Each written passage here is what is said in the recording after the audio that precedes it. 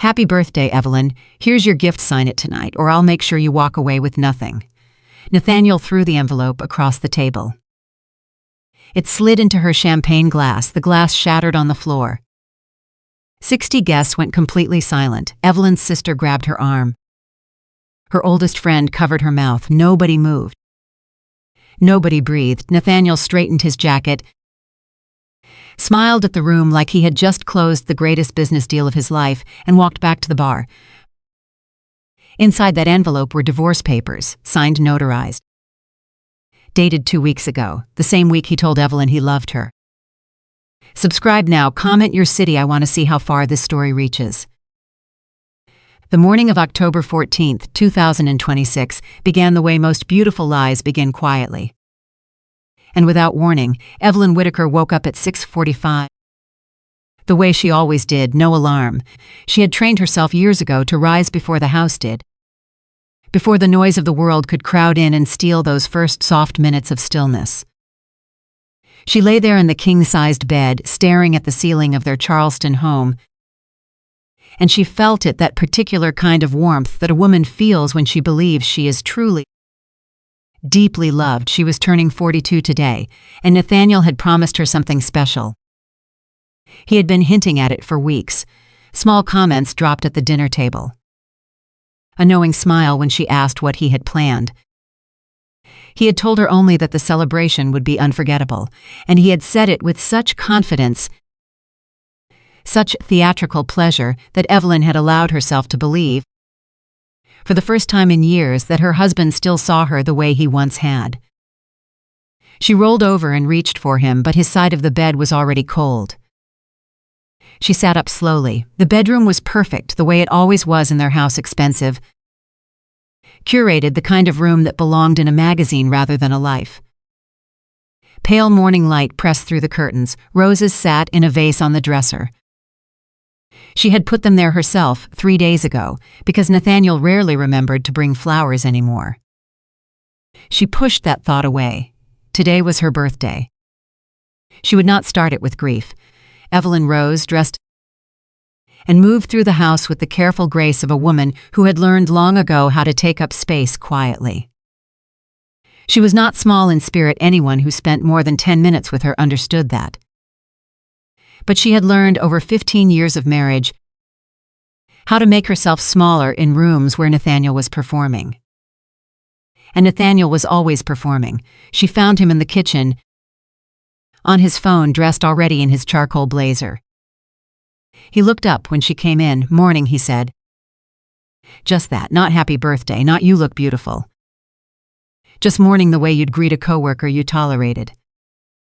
"Morning," she said back, and she poured herself coffee, and she told herself it meant nothing.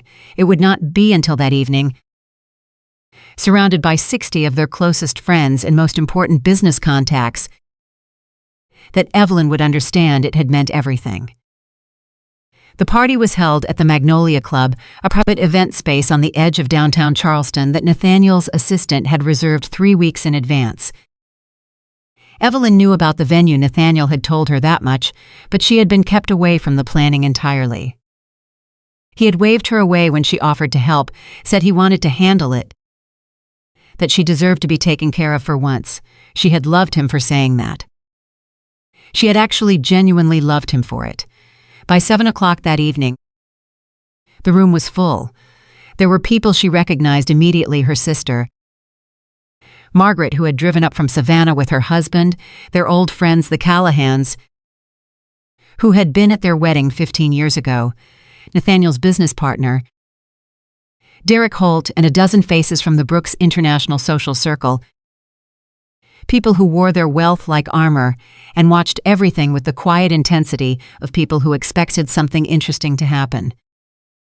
And there were people Evelyn did not recognize, a woman in particular, standing near the far end of the bar. She was tall, late 30s, polished in the particular way that required real effort, the kind of looks that said money spent, time invested, attention demanded. She wore a dark burgundy dress, and she laughed at something the man beside her said. And Evelyn noticed that she did not look around the room the way most guests do at a party they're unfamiliar with. She looked like someone who knew exactly where she was. Someone who had been in this room before in a way that mattered. Evelyn felt a cold flicker of something she didn't want to name. She found her sister instead. "You look stunning," Margaret said, pulling her close. "Are you happy? Please tell me you're happy." "I'm happy," Evelyn said. And she was still, in that moment, she was still choosing it. The evening moved forward the way these evenings always did. Champagne passed on trays. Music low enough to talk over, laughter that got a little louder as the glasses emptied. Nathaniel worked the room the way he always did, hand on shoulders. Big laugh, the kind of confident presence that made people lean in when he spoke. He was good at this, he had always been good at this. What Evelyn did not notice, because she was not looking for it, was that he kept circling back to the woman in the burgundy dress. Not obviously, not in a way anyone would have called him out on. But enough that if you were watching the right things, so you would have seen it. Evelyn was not watching the right things. She was watching her husband and feeling, for the first time in months, something that almost felt like hope. At 8:15, Nathaniel tapped his champagne glass. The room quieted. He moved to the center of the space with the practiced ease of a man who had given 1,000 speeches and knew that rooms belonged to whoever claimed them first. "I want to thank everyone for being here tonight," he said. "This night is very important to me, probably the most important night I've had in years." He paused. He had a gift for pauses. "I've been carrying something for a long time. Something I've needed to say out loud, and I think the right time is now." People smiled. Someone at the back said, "Hear, hear." Evelyn looked at her husband across the room and felt the warmth come back. She honestly thought that he was about to say something tender. Something true. Something that might be the beginning of the repair she had been silently hoping for. He reached into the inside pocket of his blazer. He pulled out an envelope. He walked toward her, and Evelyn Whitaker stood up from her chair, because that is what you do when your husband walks toward you at your birthday parties with something in his hand and love on his face. You stand up, you reach out, you trust the story you've been telling yourself. He placed the envelope on the table in front of her. He did not hand it to her, he placed it like a document. Like a transaction, like a thing being delivered, not given.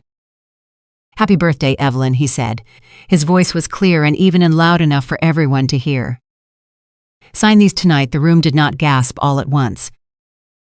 It was more like the sound left in stages, first the people closest to them, then rippling outward, a spreading silence that moved through the space like a cold wind through an open door.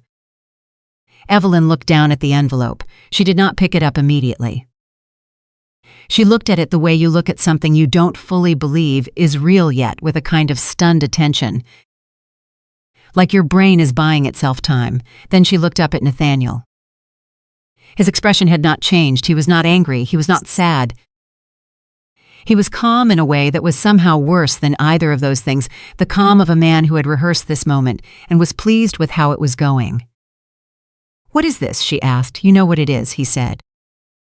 She picked up the envelope. Her hands were steady, and she would think about that later, how her hands were so steady when everything inside her was falling apart. She opened it carefully, unfolded the papers inside. Read the first line, and then the second, and then she stopped. Divorce papers, filed, notarized, signed already by Nathaniel. Dated 2 weeks ago. 2 weeks ago, when he had told her he wanted to plan something unforgettable for her birthday. He had already signed the papers. Evelyn stood very still. She could feel every person in the room watching her.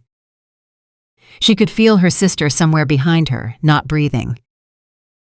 She could feel the weight of 60 pairs of eyes and the particular cruelty of being witnessed at your most vulnerable, which is, she understood in that instant exactly what he had planned. He had planned to humiliate her. He had brought her here, to this room full of the people who mattered most in both their lives, because he wanted an audience. He wanted to win. "This is what I've decided," Nathaniel said.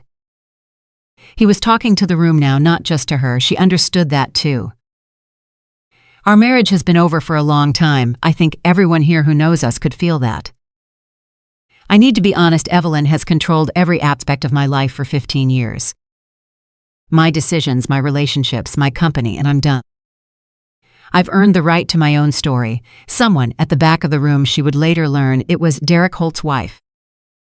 Sandra said quietly, but not quietly enough, "Oh my God." Evelyn folded the papers. She put them back in the envelope. She set the envelope on the table in front of her with both hands. Very slowly, the way you set something fragile down. And then she looked up and she smiled. It was not the smile of a woman who had been broken. It was not the smile of a woman performing courage she didn't feel. It was something rarer than either of those things. And every person in that room felt it, though none of them could have said exactly what it was. It was the smile of a woman who had just made a decision. "Nathaniel," she said, and her voice was quiet and clear and absolutely steady. "I've waited 15 years for you to finally show everyone in this room exactly who you are." "Thank you." The silence that followed was the loudest thing Evelyn had ever heard. Nathaniel's smile flickered. Just for a moment, a half-second of uncertainty that moved across his face like a cloud across the sun, and then was gone. He recovered quickly. He was practiced at recovering quickly. "There's nothing left to discuss," he said. "The papers are filed. The lawyers have been in contact. This is just a formality." "Of course," Evelyn said. "Sit down, Nathaniel. We'll discuss it later." Something about the way she said it, the calm authority in it, the complete absence of panic, made Nathaniel pause. He had expected tears. He had prepared for tears. He had told Victoria, the woman in the burgundy dress, that Evelyn would fall apart, that she always fell apart when she didn't get what she wanted. But Evelyn was not falling apart. She was sitting down, folding her hands in her lap and looking at him with those steady gray eyes, and something in those eyes was making him deeply uncomfortable. He sat. The room, which had been completely paralyzed for the last 3 minutes, began to breathe again, haltingly, carefully, the way a room does when something terrible has happened, and nobody is quite sure what comes next. Margaret appeared at Evelyn's shoulder. "Evelyn," she said, low and urgent. "Let's go, let's just leave." "You don't have to." "I'm staying," Evelyn said. She didn't look up.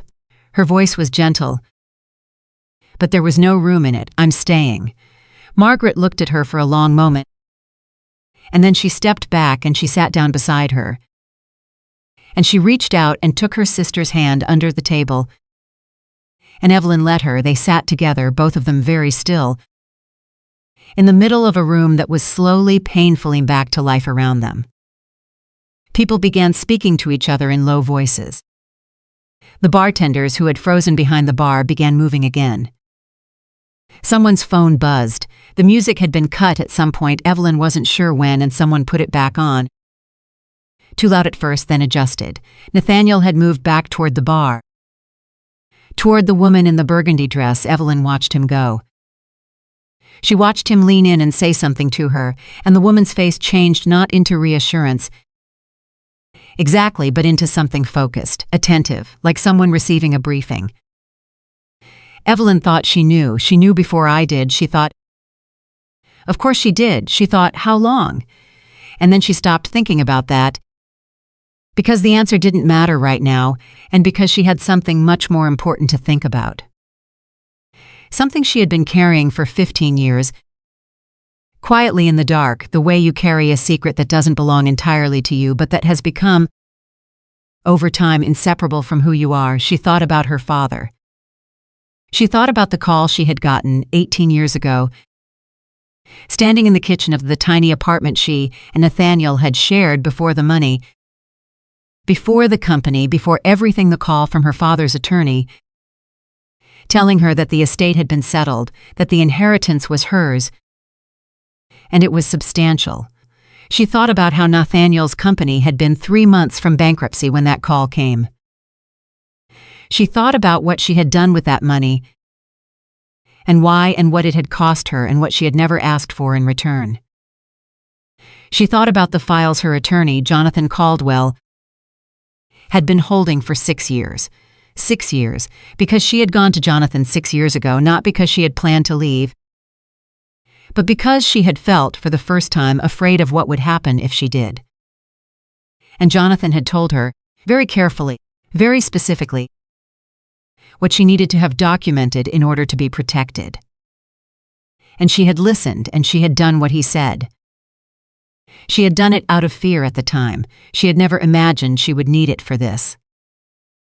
But here was this, sitting in the Magnolia Club on her 42nd birthday, with an envelope of divorce papers on the table in front of her and 60 witnesses in the room. Evelyn Whitaker was not afraid. She was ready. She picked up her phone. She typed 3 words to Jonathan Caldwell: "Bring the files." Then she set the phone face down on the table and looked up. And across the room, Nathaniel was raising a glass to himself, to Victoria, to whatever story he was already beginning to construct, and he caught her eye for just a moment, and his smile said, "I've already won," and Evelyn held his gaze. And she thought, "You have no idea what you just started." The room was still buzzing, not loudly, but with that particular energy that collects in a space where something has cracked open and hasn't been resolved yet. People didn't quite know where to put themselves. Some had moved toward the exit, clearly debating whether to leave. Others had pulled into tight clusters, whispering in the way that people whisper when they're not really trying to be quiet. The Callahans, Bill and Diane, who had been at Evelyn and Nathaniel's wedding and who had known them for decades, sat at their table with their drinks untouched, watching everything with the careful, stricken faces of people who witness something they can't unfeel.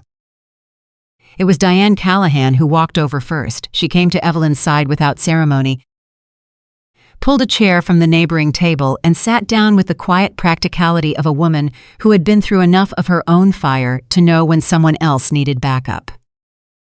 "I don't know what to say," Diane said. "Then don't say anything," Evelyn told her.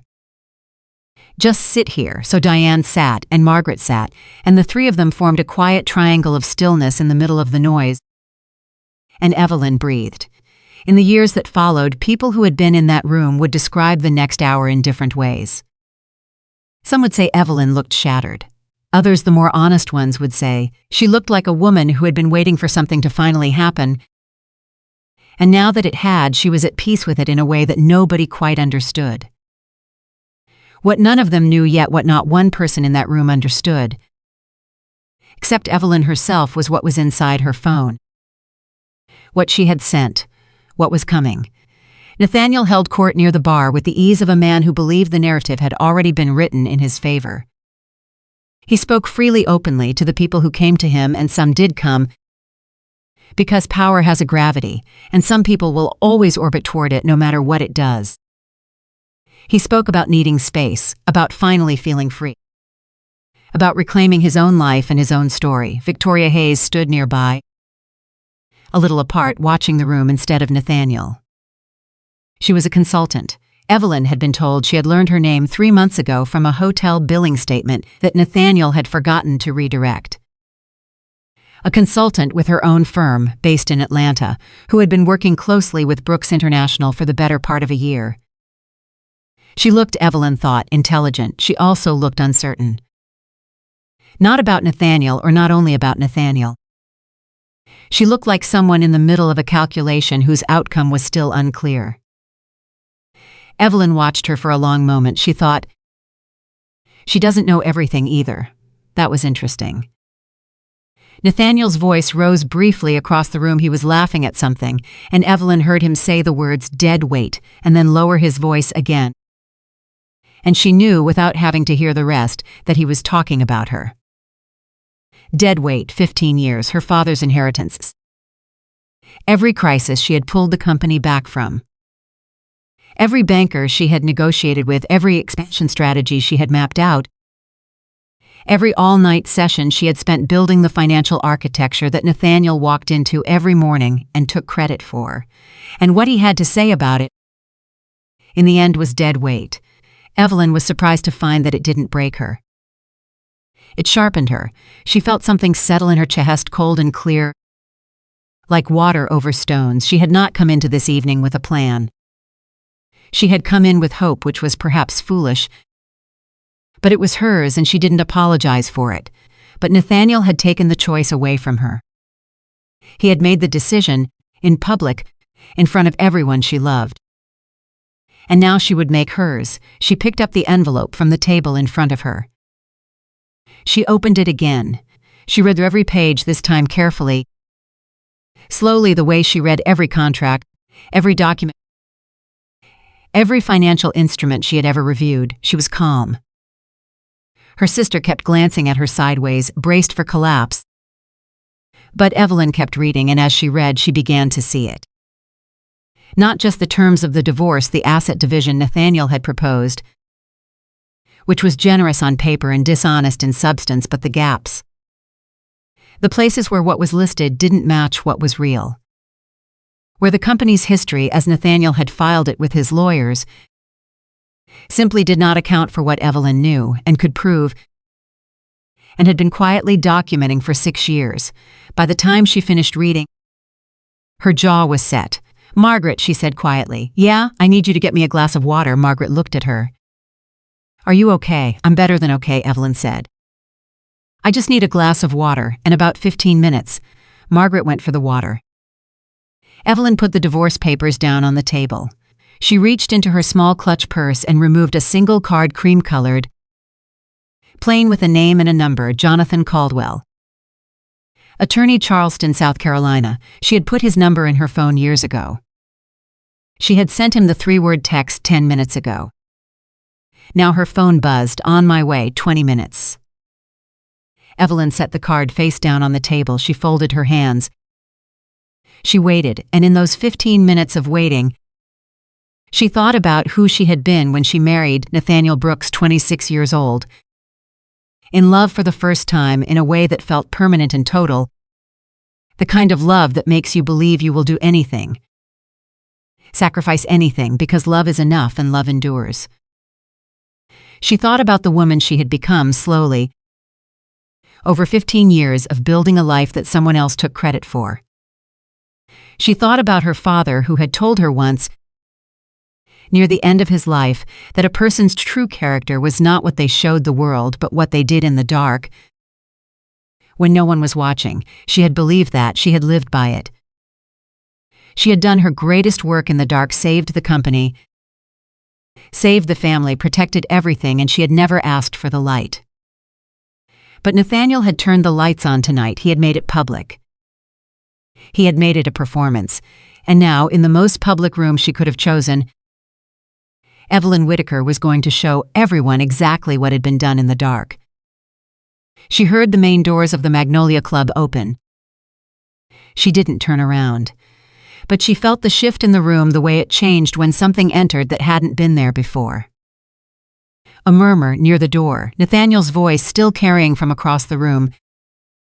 Pausing mid-sentence, Evelyn looked up. Jonathan Caldwell was 60 years old and had been practicing law in Charleston for 35 years. He was a quiet man in the way that very effective people are often quiet, not timid.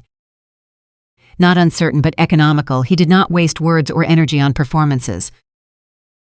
He walked into rooms like someone who understood they were always early. Never late. He walked toward Evelyn with a briefcase. Nathaniel watched him cross the room. She saw the moment Nathaniel recognized him. She saw the first real flicker of something, not fear. Not yet, but awareness, a recalibration. His eyes moved from Jonathan and back to Jonathan, and then he said something to the man beside him and began moving toward them. Jonathan reached Evelyn first. He set the briefcase on the table beside her. He sat down. "Are you ready?" he said, almost, Evelyn said. Nathaniel arrived 30 seconds later. He looked at Jonathan, then at Evelyn. His voice had dropped. The performance was suspended. Just briefly, just for this small triangle of people. "What is he doing here?" Nathaniel said. "Nathaniel," Evelyn said. She looked up at him. She held his gaze. "I want you to sit down." "I'm not sitting down, Nathaniel." Her voice did not rise. It did not shake. "Sit down, because what happens in the next few minutes is going to change everything. And you should be sitting for it." He stared at her for a long moment. And then slowly he sat, and Jonathan Caldwell opened the briefcase.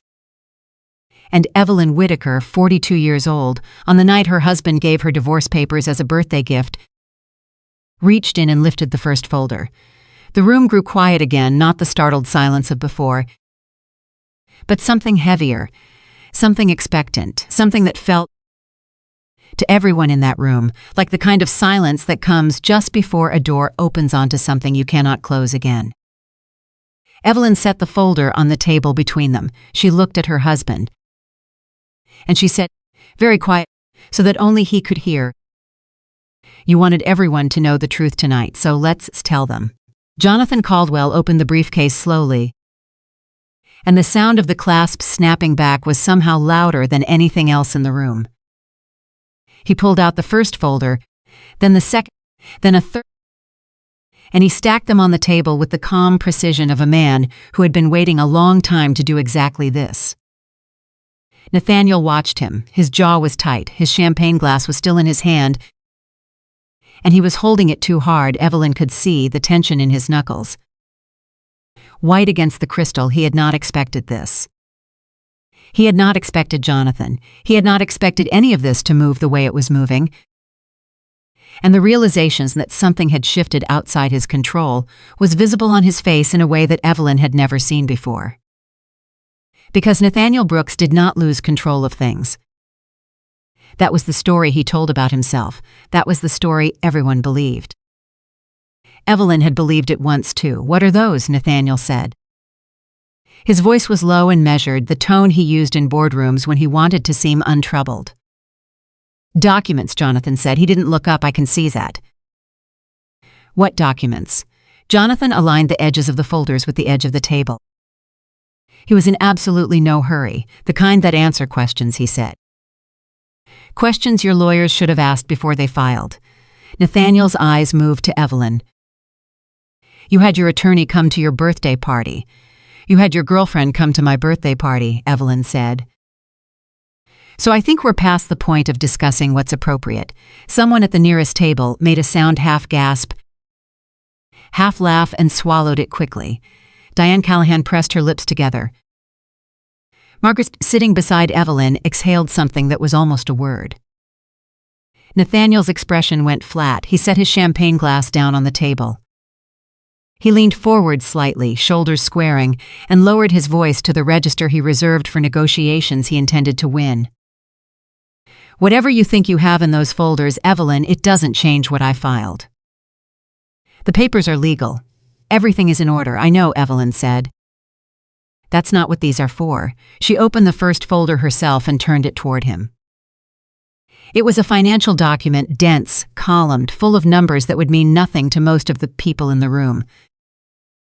But Nathaniel knew what he was looking at the moment his eyes landed on it, because he had seen the original version of this document 18 years ago, when he had been drowning, when the company he'd inherited from his father had been months from collapse, when the banks had stopped returning his calls. His face changed.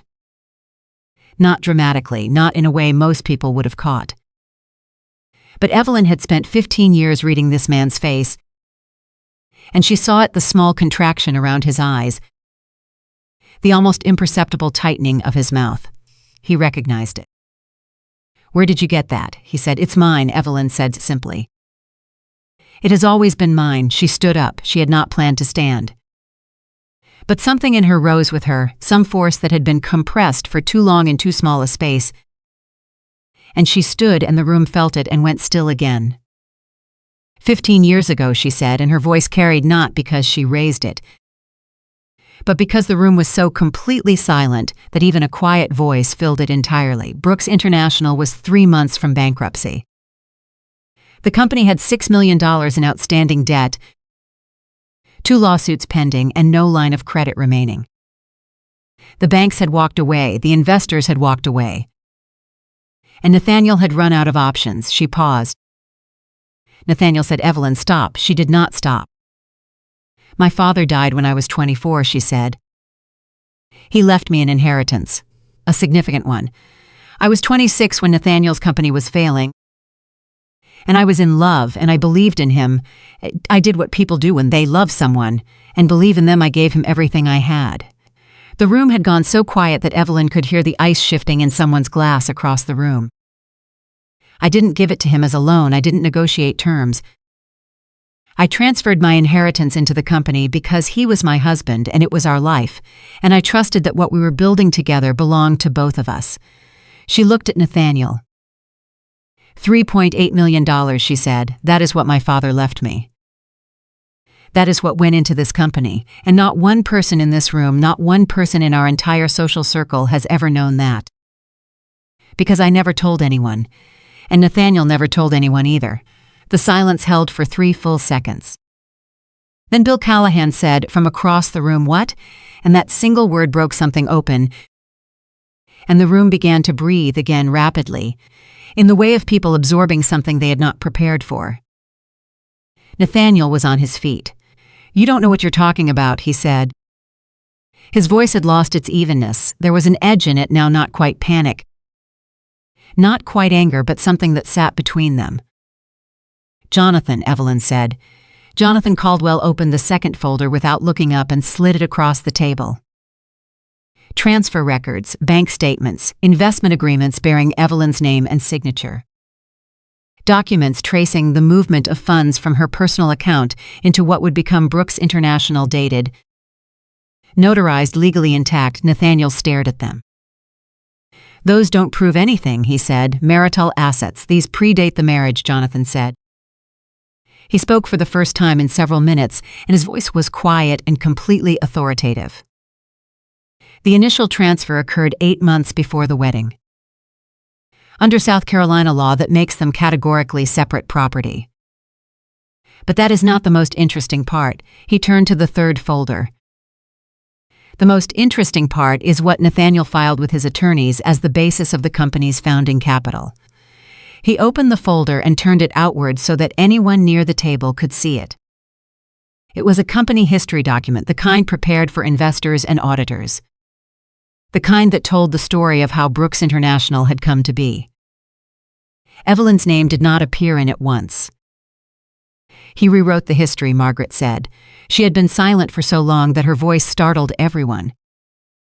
Including herself, she was staring at the document, then at Nathaniel, with an expression that was beyond anger, something rawer than that.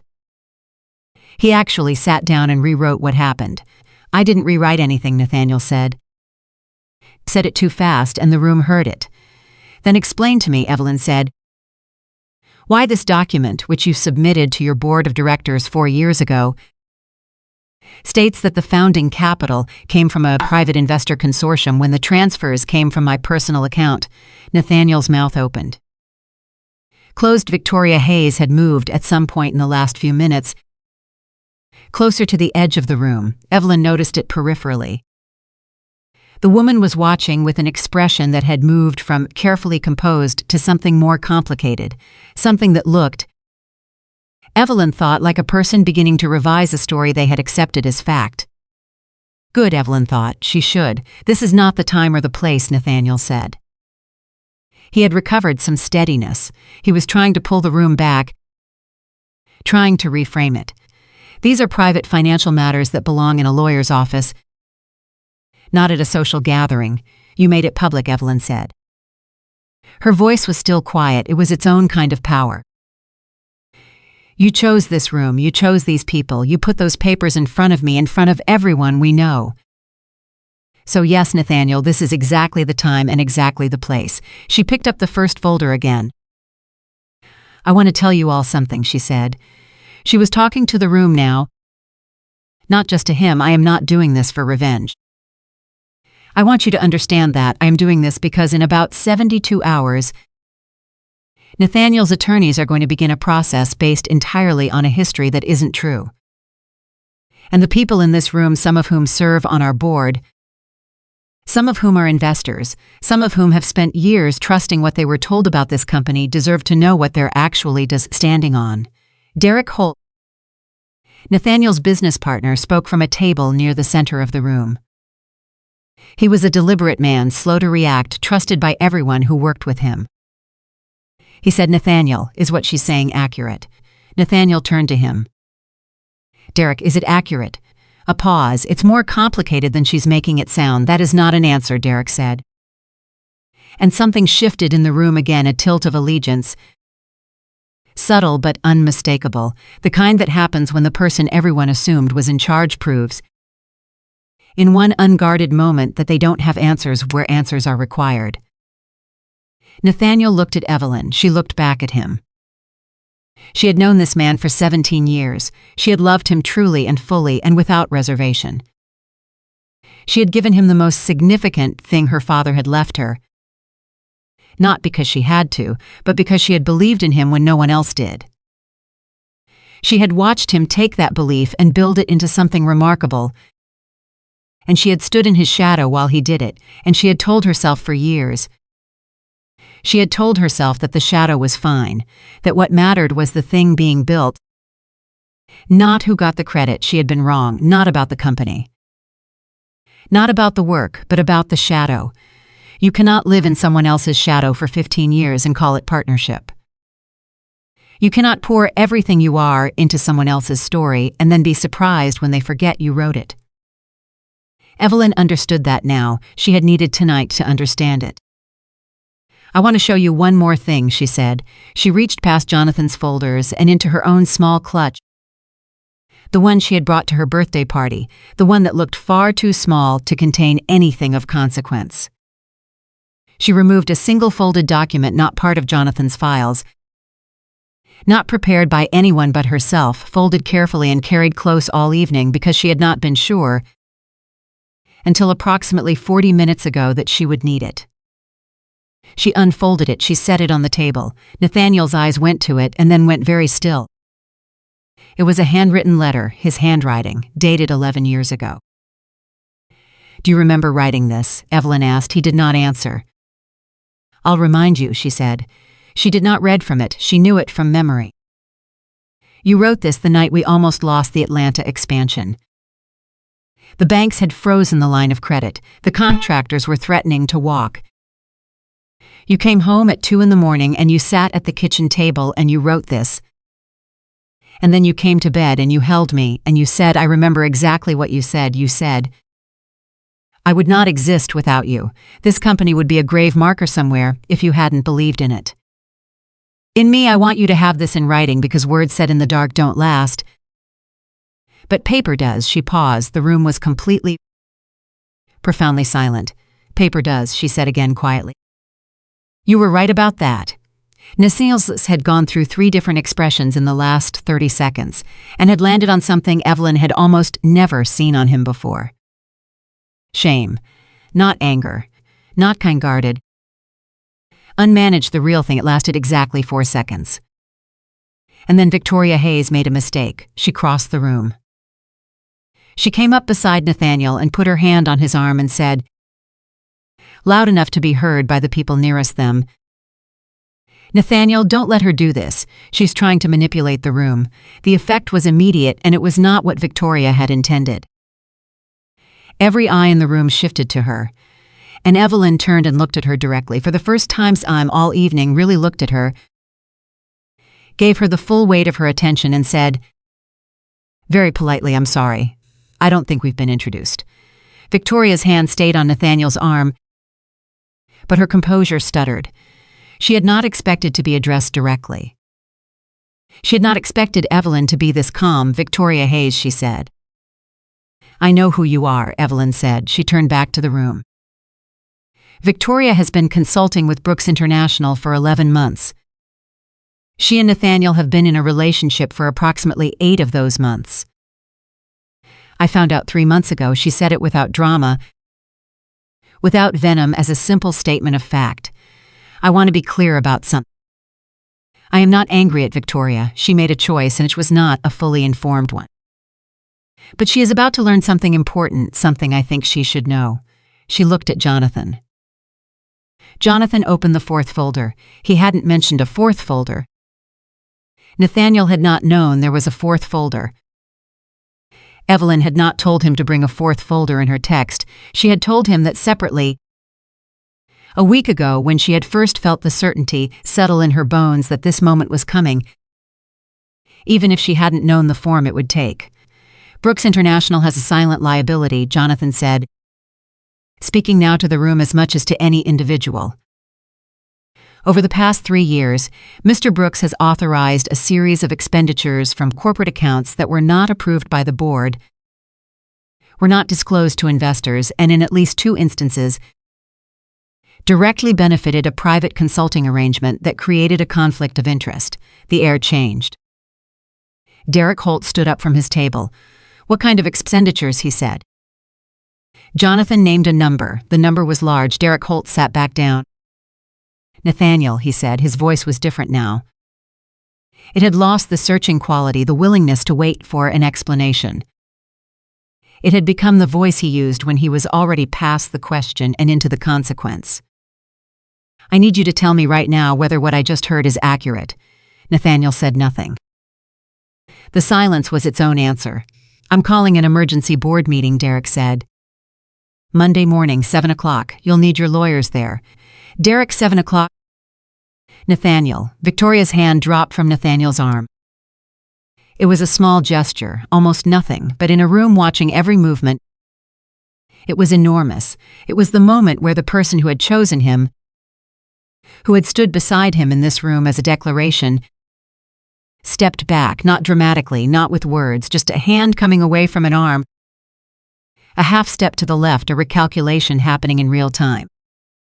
Nathaniel saw it. He turned to her. "Victoria, I didn't know about the accounts," she said. Her voice was low, but the room was quiet enough that it carried. "I need you to know that. I didn't know. I know you didn't. I didn't know about a lot of things," she said. And she stepped back again, one more half step, and she looked at Evelyn not with hostility, not with contrition exactly, but with the look of a woman recalibrating herself against information she had not possessed an hour ago, and then she looked away. Evelyn did not feel triumph. She had expected to feel something sharp and satisfying, something vindicating in this moment. But what she actually felt was a deep, aching tiredness that was not weakness. It was the feeling of having carried something very heavy for a very long time and being moments away from being allowed to put it down. She looked at her husband, her almost former husband, the man she had loved at 26, with the kind of love that makes you incautious. The man who had written her a letter at 2 a.m. 11 years ago, in his own hand, and told her that paper lasts. He was looking at the folder still open on the table, and his face was completely still, and she could not tell anymore what was happening behind it. "Nathaniel," she said. She kept her voice very quiet. "Just for him, I didn't come here tonight to destroy you. I came here because you gave me no other choice. You brought these people. You brought those papers. You made this a performance." She paused. "So did I, but mine was the truth." He looked at her. Something moved in his face, something old and complicated, something that might have been the man he was before any of this, before the success and the applause and the gradual forgetting of who had stood beside him in the dark. It lasted only a moment. Then Margaret was at Evelyn's shoulder, and Diane Callahan was there, and Jonathan was quietly reorganizing his folders. And Derek Holt was on his phone in the corner, voice low and serious. And the room was rearranging itself around a new reality, the way rooms always do when the thing holding them in place turns out to have been something other than what everyone assumed. Evelyn picked up her phone. She had 3 missed calls from a number she didn't recognize. A text from her assistant, a voicemail from the one journalist in their social circle who had already, apparently, heard enough from the room's whisper network to know something significant was happening. She put the phone in her clutch. She smoothed the front of her dress. She thought about her father, who had given her everything he had, and what he would say if he could see her standing here. She thought he would say, "You held on to yourself, even when it cost you everything. You held on to yourself." She thought he would be right. She picked up the envelope from the table.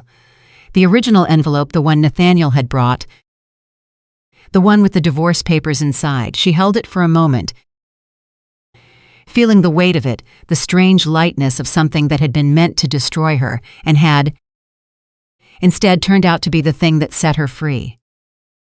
She set it back down. She did not need to carry it. She had everything she needed already, and it had nothing to do with documents or folders or what any lawyer would file on Monday morning. It was simpler than that and older, and it was the thing she had almost forgotten in 15 years of making herself smaller in rooms where Nathaniel was performing. She knew who she was. She had always known. She had just been waiting for the right moment to say it out loud. Nathaniel was still standing at the table. He had not left. He had not moved toward anyone, not Victoria, not Derek, not any of the people who had come tonight to watch him celebrate his new beginning. He was standing alone for the first time all evening, in the middle of a room full of people, and he was looking at the handwritten letter that lay open on the table between them. The letter he had written 11 years ago at 2 a.m. at their kitchen table. Paper does last. He had been right about that too. The letter stayed on the table. Nobody touched it. Nobody moved it. It sat there between Nathaniel and Evelyn like something alive, 11 years of words in his own handwriting, exposed under the light of a room full of witnesses, and every person who had drifted close enough to see it understood without being told that what they were looking at was not just a document. It was a confession, written by the man himself long before he knew it would ever be used against him. Nathaniel finally looked away from it. He looked at the room instead, at the faces of the people he had to witness what he had believed would be his liberation, and what he found in those faces was not what he had planned for. Not sympathy, not admiration, not the clean, uncomplicated validation of 60 people watching a man finally step out of a bad marriage with his head high. What he found was doubt, and doubt, for Nathaniel Brooks, was the most intolerable thing in the world. He had built his entire identity on certainty. On being the man who had answers, who had vision, who had walked into a burning building called Brooks International and pulled something extraordinary out of the wreckage. That story had been his armor for 15 years. It had gotten him into rooms he had no right to be in. It had made people trust him with money and decisions and futures. It had made him, in his own estimation, into someone worth admiring. And Evelyn had just taken a folder of documents and set that story on fire. He squared his shoulders. He pulled himself back together visibly, the way a man does when he has been trained his entire life to perform competence, regardless of what is happening underneath it. He looked at Jonathan Caldwell with the expression he used for attorneys in depositions: controlled, slightly contemptuous, a look that said, "I have done this before and I am not afraid of you." "Those documents don't establish what she's claiming," he said. His voice was almost steady. A transfer of funds into a company account in 2008 does not make her a partner. It doesn't give her ownership. It doesn't give her authority over anything that was built after that point. "I've had attorneys review every aspect of this filing, and I am confident your attorneys," Jonathan said, without looking up from the folder he was closing, "reviewed the version of the company history that you gave them. They have not reviewed this." He tapped the stack of folders. "I have already submitted copies of these documents to the court as a formal response to the divorce filing. The judge will see them Monday morning." Nathaniel stopped. "You filed," he said. "This afternoon," Jonathan said. "At 4:47, 3 hours before the party started." The room absorbed that. Several people exchanged glances. Derek Holt, still in the corner on his phone, paused his conversation and looked up. Nathaniel had filed his divorce papers 2 weeks ago. He had spent 2 weeks congratulating himself on the precision of his timing, on how thoroughly he had prepared, on how completely he would control the narrative. And in those same 2 weeks, while he was planning this party and rehearsing his speech and telling Victoria that everything was handled, Evelyn had been submitting her response to the court. She had been ready before he threw the envelope. "You knew," Nathaniel said. He wasn't asking. It had just landed on him, the full weight of it, and the word came out not as an accusation but as something closer to awe. Unwilling awe, the kind that comes when you realize the person you underestimated has been 3 steps ahead of you all along. "I suspected," Evelyn said, "for about 3 months. I didn't know for certain until the process server showed up at the house on Thursday." Thursday, he said it very quietly. You were in Atlanta, she said. I signed for it myself. The room was completely still. Even the people near the edges, who had been inching toward the exit for the last 20 minutes, had stopped moving. Whatever this was, it was not finished, and everyone could feel it. It was Bill Callahan who broke the silence first, and he did it the way Bill always did things, directly, without softening, in the voice of a man who had been in enough boardrooms to know that sometimes the most useful thing you can do is ask the obvious question out loud. Nathaniel, he said, I've known you for 20 years. I have invested in your company. My retirement is partially tied to the performance of Brooks International. So I need you to look at me right now and tell me whether there is any truth to what Derek just said about those corporate accountants. Every head in the room turned toward Nathaniel, including Victoria's. Nathaniel said nothing for 4 seconds. Those 4 seconds were the loudest silence Evelyn had ever heard. There were expenditures that weren't processed through standard channels, Nathaniel said finally. But there are explanations for all of them. Contexts that— How much? Bill said. Nathaniel's jaw tightened. How much, Nathaniel? That is not a conversation I'm going to have at a social event. You made it a social event, Bill said. And there was no heat in his voice, just the flat, irrefutable logic of a man who had decided something. You brought us here, you stood up in front of all of us, and you made a speech about truth and honesty and your own integrity. So you will answer my question, or I will assume the worst. Nathaniel looked at him. And then he did something that nobody in the room expected. He laughed. It was a short sound, dry, humor, almost private, the laugh of a man who has just recognized the trap he walked into, but cannot quite bring himself to admit it. He rubbed one hand over his face, and he looked at the ceiling for a moment, and then he looked back at the room, and the laugh was gone, and his face was just tired. For the first time all evening, Nathaniel Brooks looked tired. Not defeated, not broken, but tired in the way that men get tired when the performance has gone on too long and the muscles that hold it up have started to give out. Fine, he said, fine, Monday morning, board meeting. I'll be there, I'll answer every question, but I am done having this conversation in this room, in front of these people on this night. He picked up his jacket from the back of his chair. He looked at Evelyn. Something passed between them, something that had no name and lasted less than a second, but that both of them felt, the way you feel the closing of a door even before you hear the latch catch.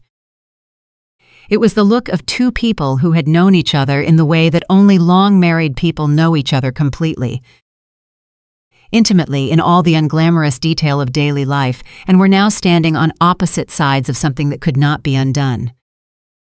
Evelyn, he said. She waited. He seemed to be looking for words. He found none that were adequate. He nodded, once a small, involuntary gesture that meant nothing and everything, and then he turned and he walked toward the door.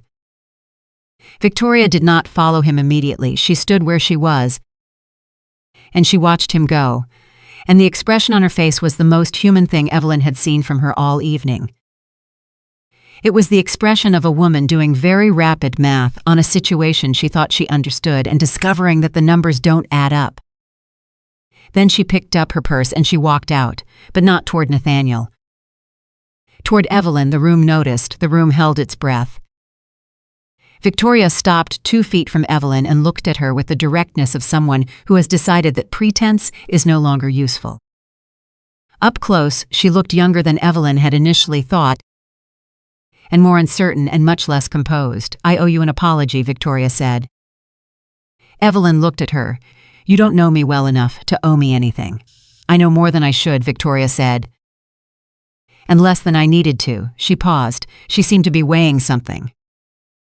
He told me you were controlling, that you had taken over his entire life, and he couldn't breathe. He described you as— She stopped herself. It doesn't matter how he described you. I believed him, and I shouldn't have done what I did without knowing if it was true.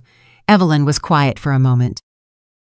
Around them, the room was absolutely still. 30, 40 people holding their breath in collective discomfort. The particular discomfort of witnessing a private moment that is happening in public, because nothing about this night has obeyed the rules of private versus public. Did he tell you about the company? Evelyn asked.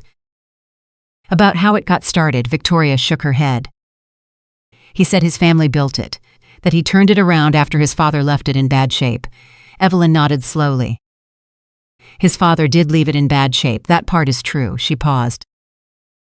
The rest of it isn't. Victoria closed her eyes for just a moment.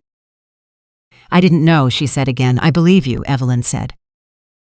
And she meant it completely without reservation, because whatever Victoria Hayes was or wasn't, she was not the architect of this evening. She was someone else who had been handed a version of the story and had trusted it. Which Evelyn knew better than anyone was an easy thing to do when the storyteller was Nathaniel Brooke.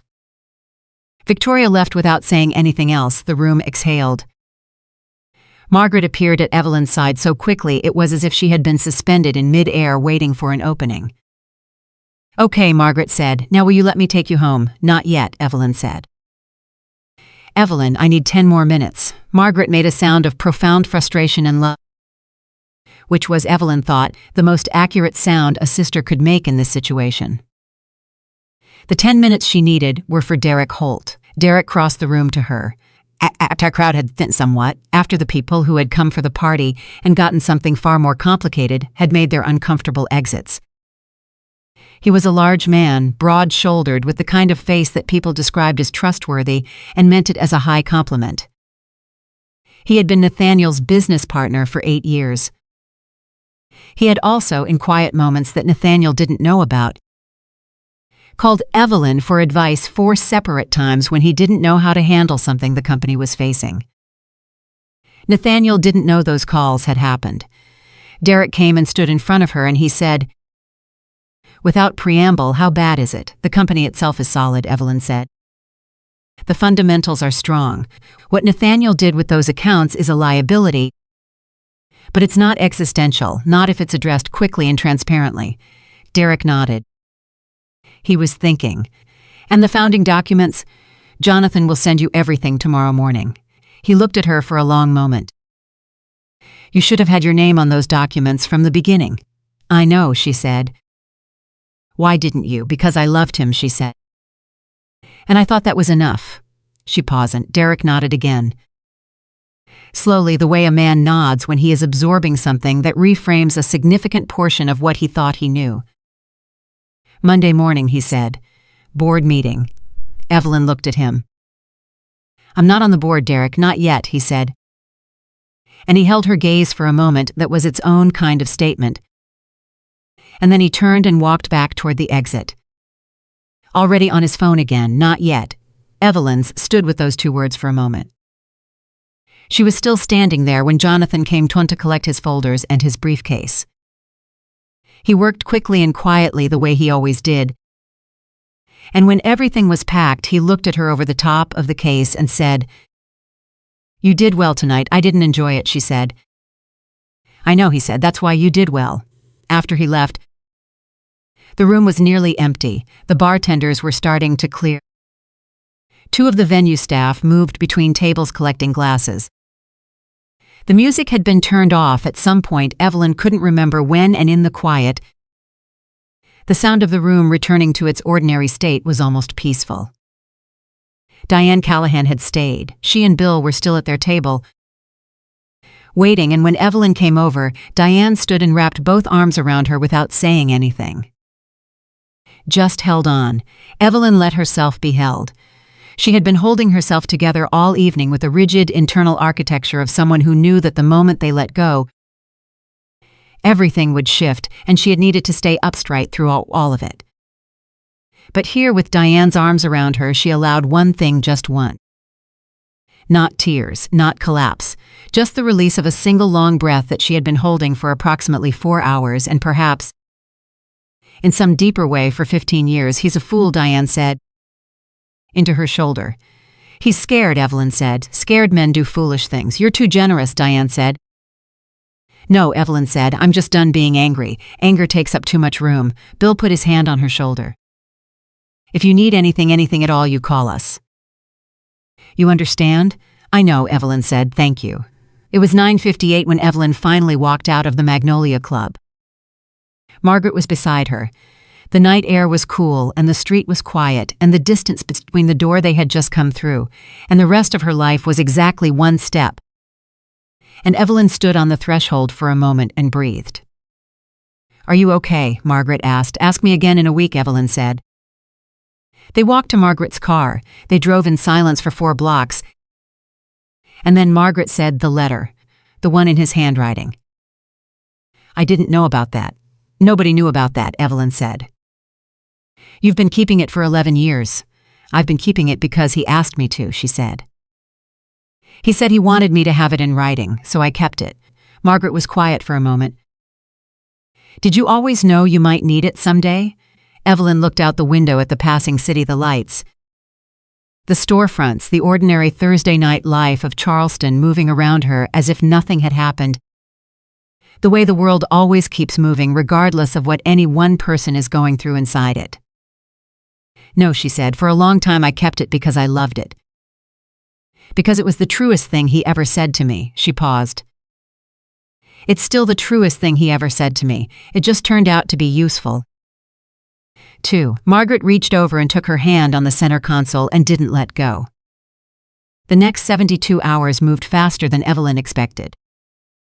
By Saturday morning, the calls had started, not from gossips, or not only from gossips, but from people who mattered. 3 board members called Derek Holt before noon. 2 of the company's largest investors left messages for Jonathan Caldwell. A financial journalist from the Post and Courier, who had been at the party on Nathaniel's guest list, called Evelyn's personal number directly, and she did not return it. Nathaniel called twice on Saturday. She didn't answer. He texted once on Saturday evening, "We need to talk before Monday." She read it. She did not respond. She forwarded it to Jonathan. What she did instead of talking to Nathaniel was work. She sat at the desk in the study she had always thought of as hers, even though it appeared on no official document as belonging to her, and she went through 15 years of company records with the focus of someone who has been waiting for permission to stop pretending they don't know what they know. She had always been the one who understood the numbers.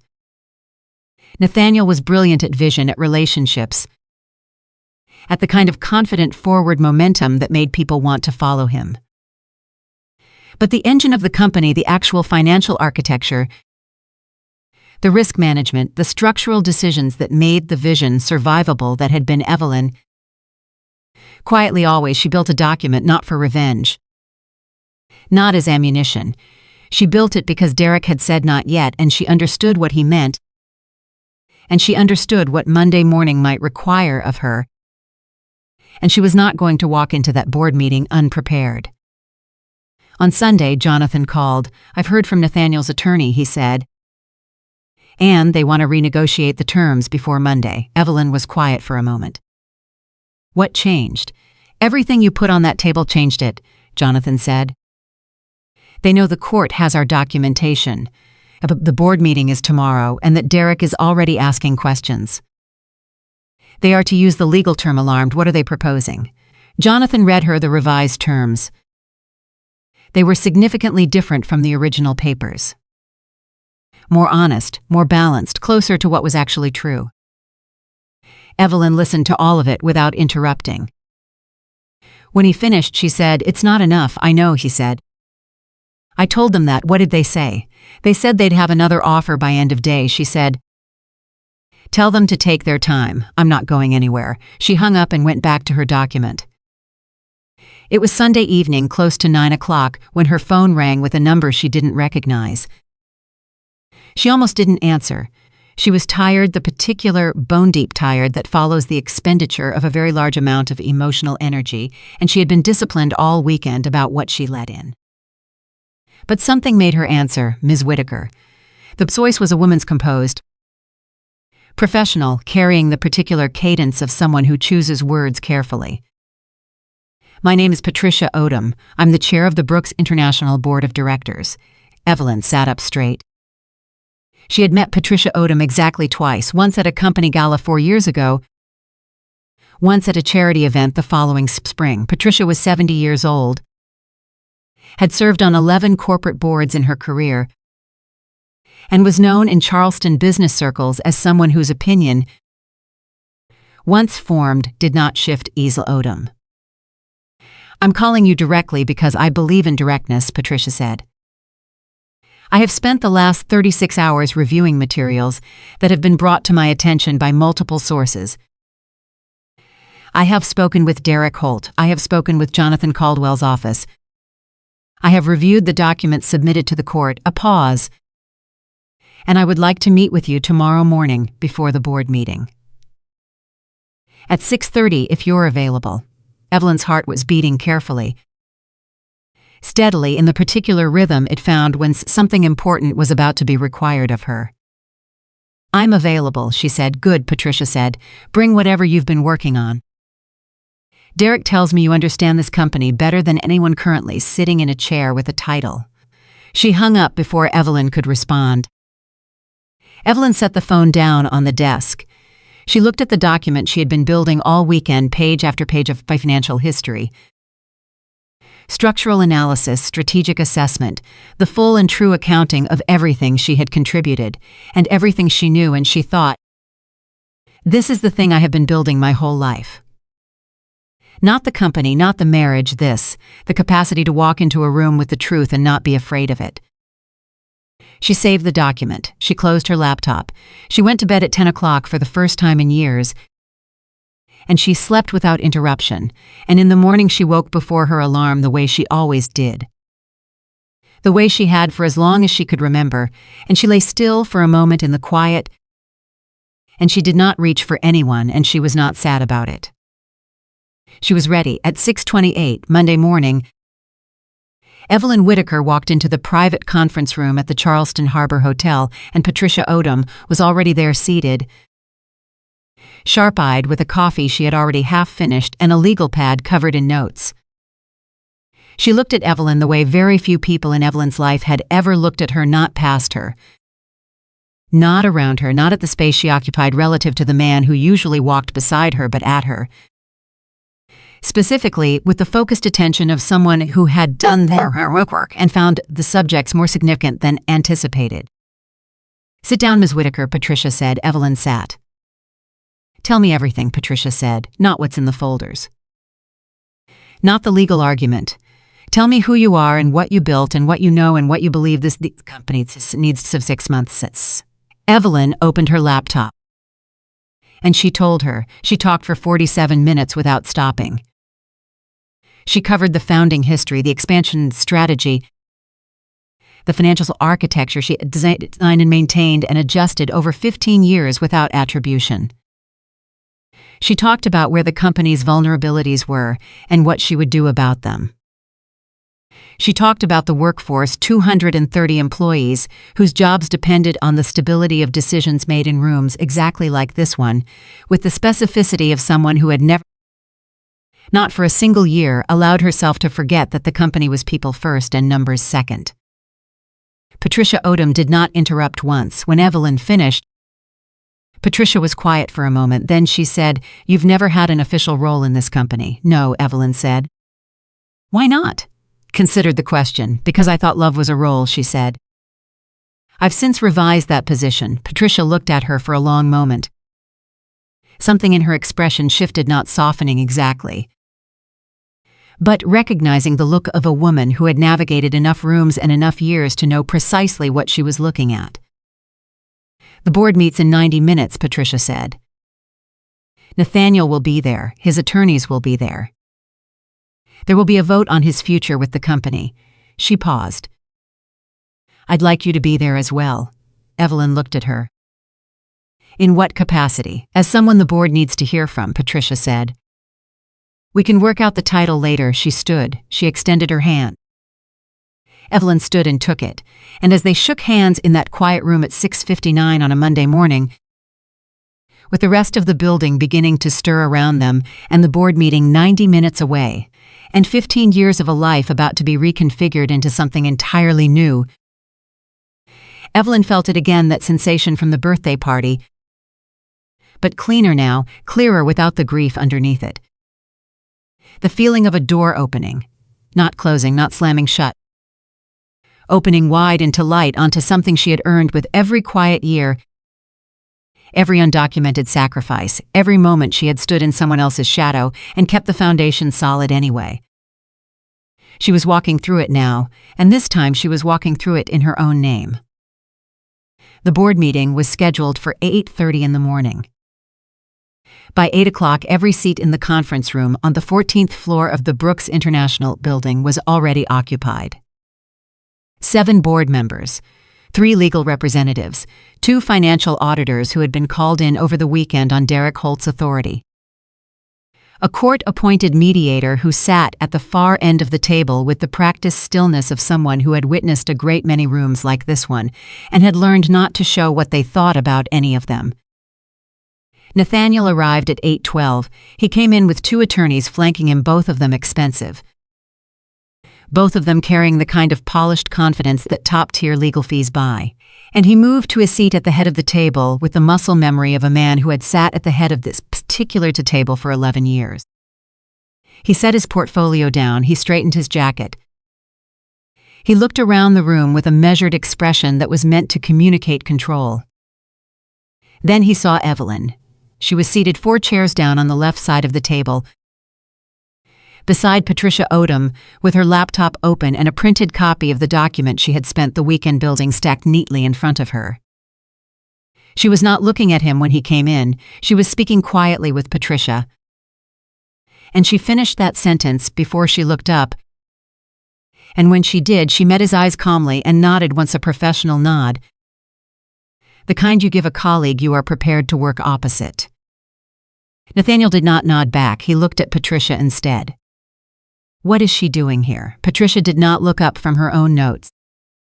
Sit down, Nathaniel. She's not a board member. She has no standing in this meeting. She has standing because I gave it to her, Patricia said. She looked up then, and her eyes were very clear and very direct. The eyes of someone who has been in charge of rooms for 50 years and has absolutely no patience for a death at authority this early in the morning. Sit down. Nathaniel's lead attorney put a hand briefly on his arm. A small gesture, professional restraining. Nathaniel sat. The room was very quiet for a moment, the particular quiet people calibrating the power in a space and deciding where they stand relative to it. Then Patricia said, "We're going to begin." She opened the meeting with the precision of someone who had structured difficult conversations for decades. She stated the purpose without euphemism: a review of financial irregularities, an examination of the company's founding documentation, and a discussion of leadership going forward. She used the word irregularities the way it was meant to be used, as a neutral term standing in for something much more serious, giving everyone in the room the professional dignity of processing it before she named it plainly. She named it plainly within 4 minutes. The auditors have identified $408,000 in unauthorized expenditures from corporate accounts over a 32-month period, she said. These transactions were approved by one signature, the CEO, and were not reviewed by, disclosed to, or sanctioned by any member of this board.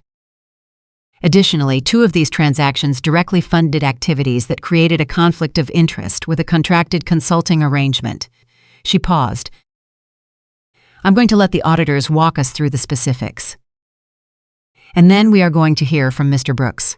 The auditors talked for 18 minutes. Evelyn watched Nathaniel's face while they talked. He held himself very still, the discipline of a man who had learned to manage his expressions in rooms where showing weakness cost you something.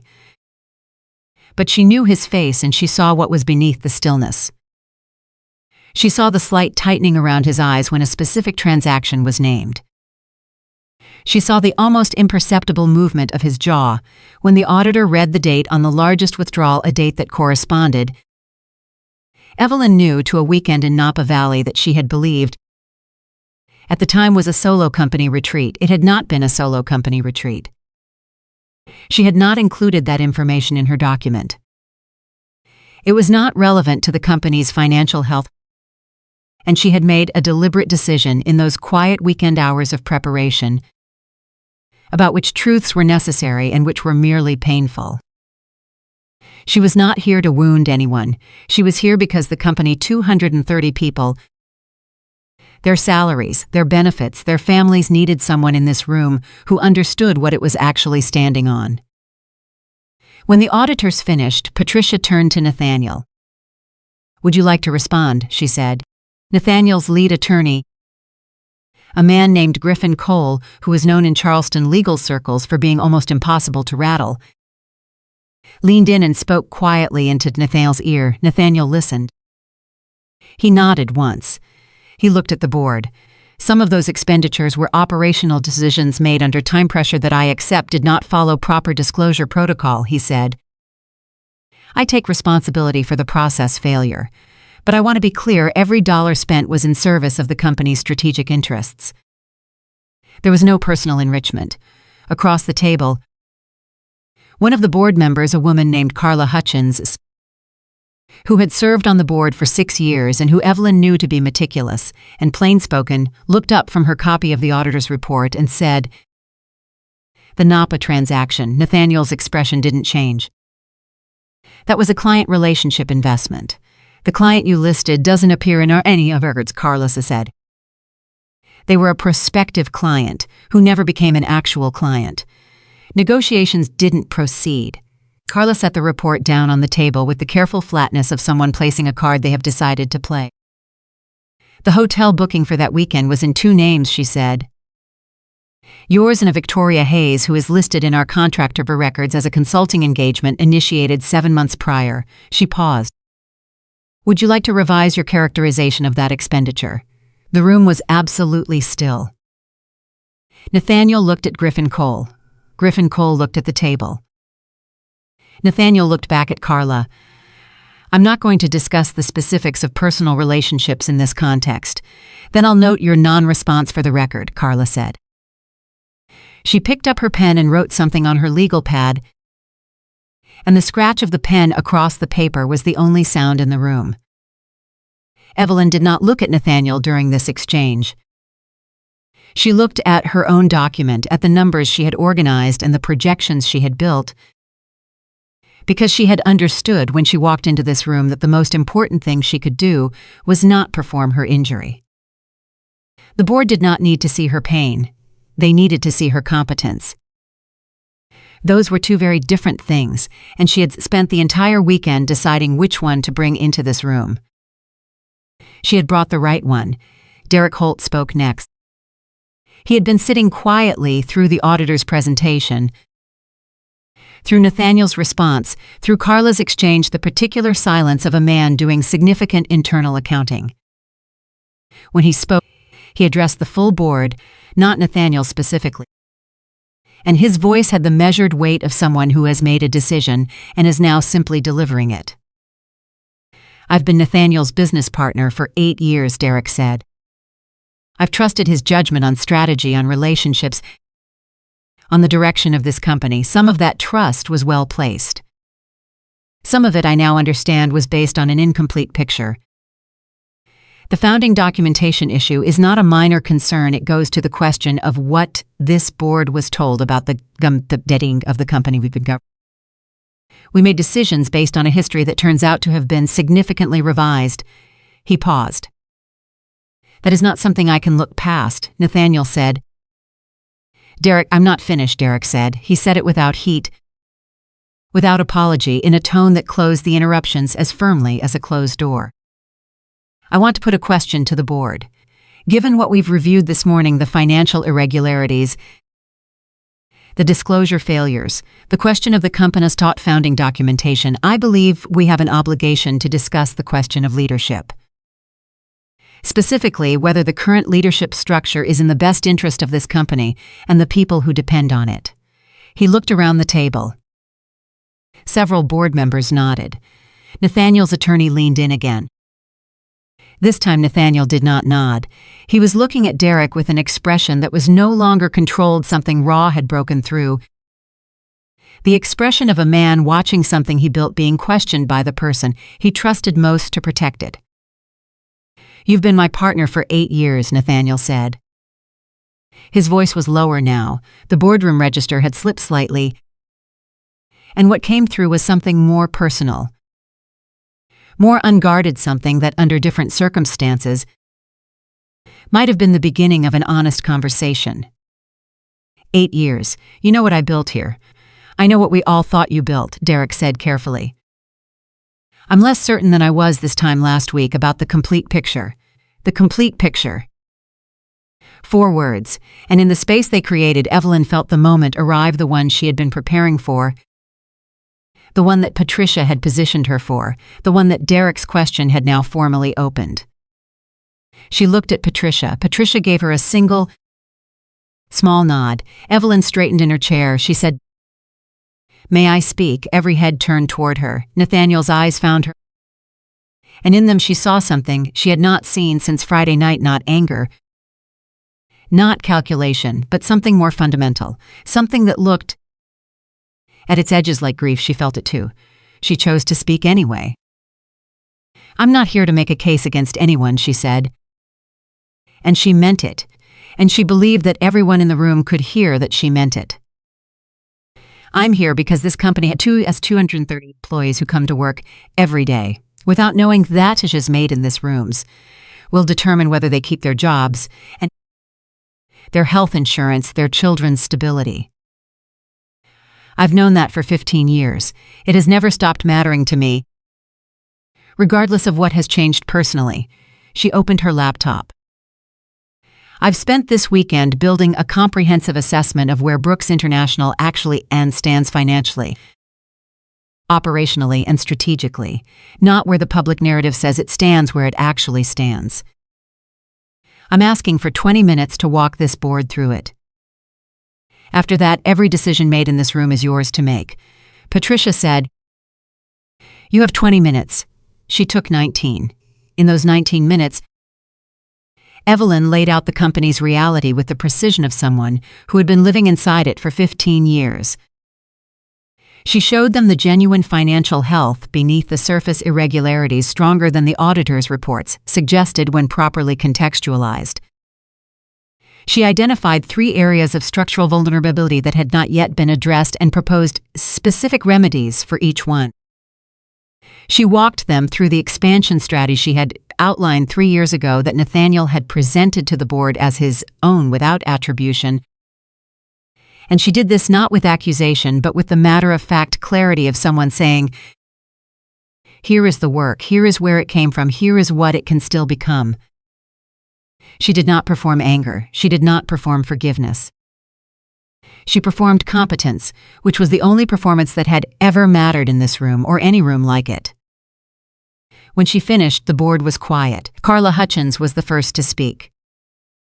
"Where did you develop this analysis?" "At my desk," Evelyn said. "Over the weekend."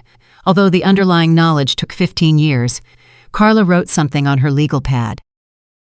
Bill Morrison, the board member who had invested most heavily in the company's most recent expansion, said, "You understand the Singapore market entry better than anyone on our current leadership team has demonstrated." "How?" "Because I designed the entry strategy," Evelyn said. "In 2022, I can show you the original documents." Morrison looked at Nathaniel. Nathaniel said nothing. It was the loudest nothing Evelyn had ever heard.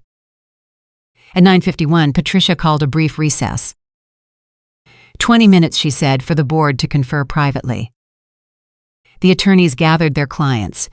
Nathaniel and Griffin Cole moved to one end of the hallway.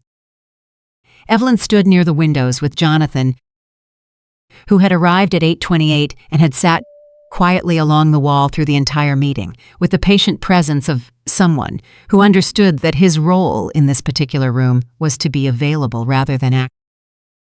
"How do you think it went?" Jonathan asked. "I don't know," Evelyn said. "Yes, you do," he said. She looked at him. He was right. She did know. She had felt it in the room, the shift, the recalibration, the moment when the board's collective attention moved from the question of what Nathaniel had to the question of what came next. Those were two different questions, and the second one was the more important one, and she had answered it before they asked. In the hallway, 15 feet away, she could see Nathaniel and Griffin Cole in quiet, intense conversation. Nathaniel's back was to her. His shoulders were high, the posture of a man holding himself together by sheer physical effort. every muscle engaged in the business of not breaking down in a professional setting.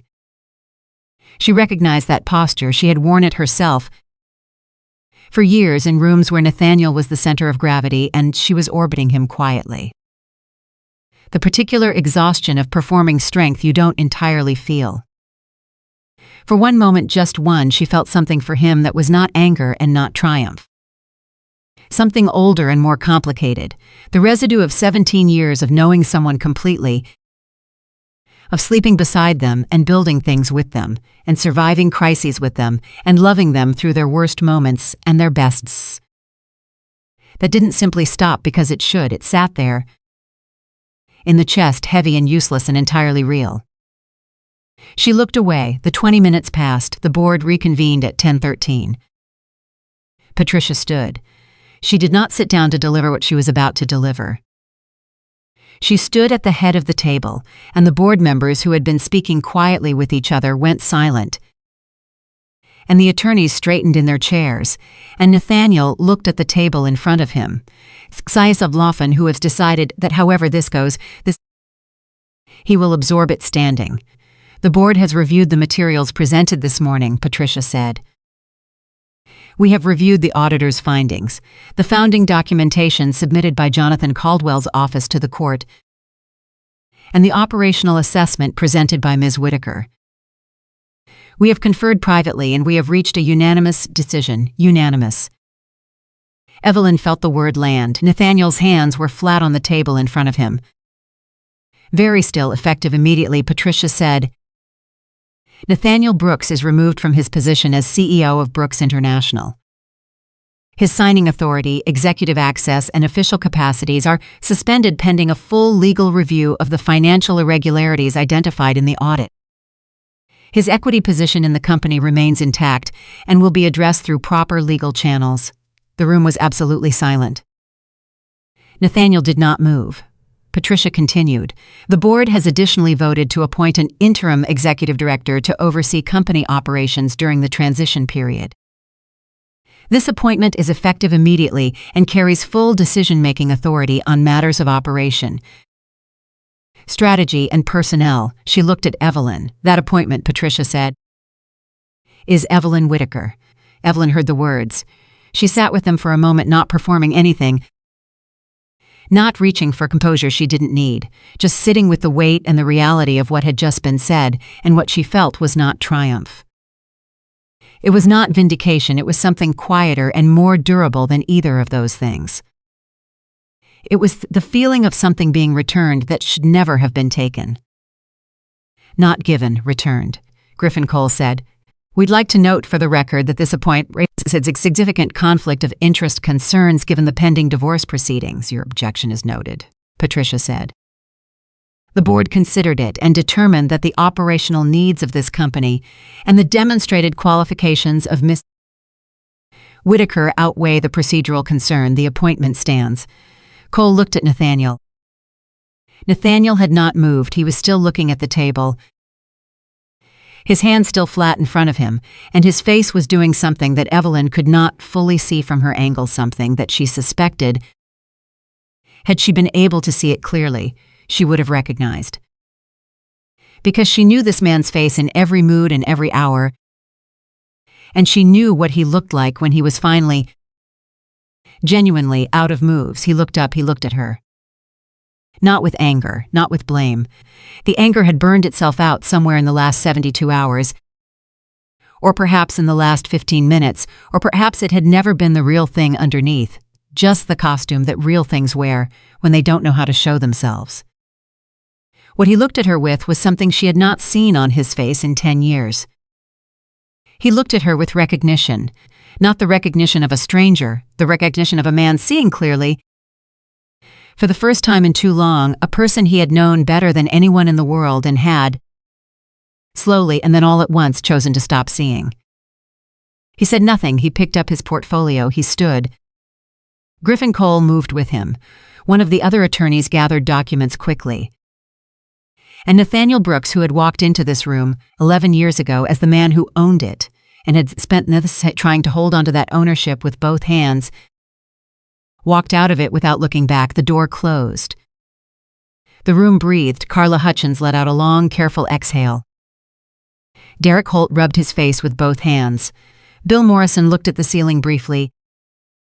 The way people do when they need a moment to process something they've just witnessed that they know they'll remember for a very long time. Patricia sat down. She looked at Evelyn.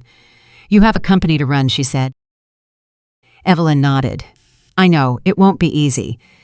The next 3 months are going to require everything you have. Understand? Do you have questions?" Evelyn thought about it.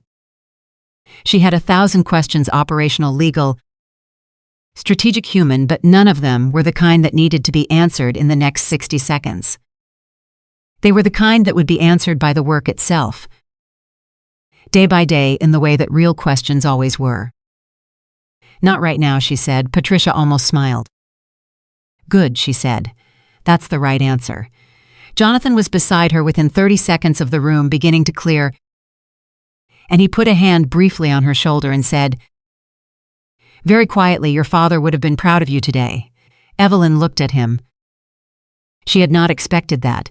She had prepared for many things this morning, but she had not prepared for that, and it went through her in a way that nothing else had, straight past the competence and the composure, into the place where the real things lived, and she felt it the way you feel something true. Suddenly and completely without warning. "Thank you," she said. Her voice was steady, only barely. She gathered her things. She shook hands with Carla and with Bill and with the other board members, who spoke to her now with the particular directness of people who have just recalibrated and are moving forward on the new information without wasting time. She answered 3 immediate questions from Derek about the operational transition. She confirmed a call with the company's general counsel for that afternoon. She was moving. She had always been moving quietly, in the background, in the spaces between Nathaniel's larger gestures, but now she was moving in her own name, in her own direction, with her own authority.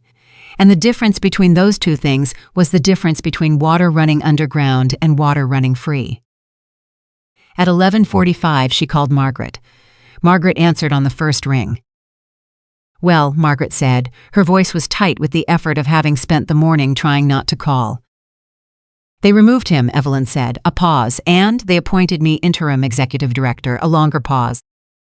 Then Margaret made a sound that was not a word. It was the sound of a woman who has been holding her breath for 3 days, releasing it all at once. A sound that was equal parts relief and joy, and the particular fierce satisfaction of someone who loves you watching you finally get what you deserve. "Evelyn Grace Whitaker," Margaret said. "Don't," Evelyn said. Margaret, I am going to make you dinner every night for a month." Evelyn laughed. It surprised her, the laugh, the fullness of it, the way it came up from somewhere she hadn't accessed in days. She stood in the hallway of the 14th floor, with her laptop bag on her shoulder, and her phone at her ear, and she laughed. Genuinely, for the first time since Friday night. "You don't have to do that," she said. "I know I don't have to," Margaret said. "I want to." "Let me." Evelyn leaned against the wall for a moment. "Okay," she said. She stayed in the building for 4 more hours that day. She met with the company's chief operating officer, a capable and deeply relieved woman named Susan Park, who had been navigating the last 72 hours of uncertainty with visible strain, and who practically exhaled when Evelyn sat down across from her. She called the head of HR. She reviewed the week's operational calendar.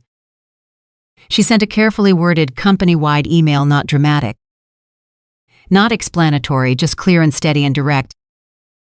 The kind of communication that tells 230 people, without saying so explicitly, that there is someone in charge who is paying attention. She stayed late. She always had. The difference now was that when she turned off the lights in the office that evening, she did it in her own name. At 7:15, walking to her car in the parking structure, she passed Nathaniel's reserved space. His name was still painted on the concrete.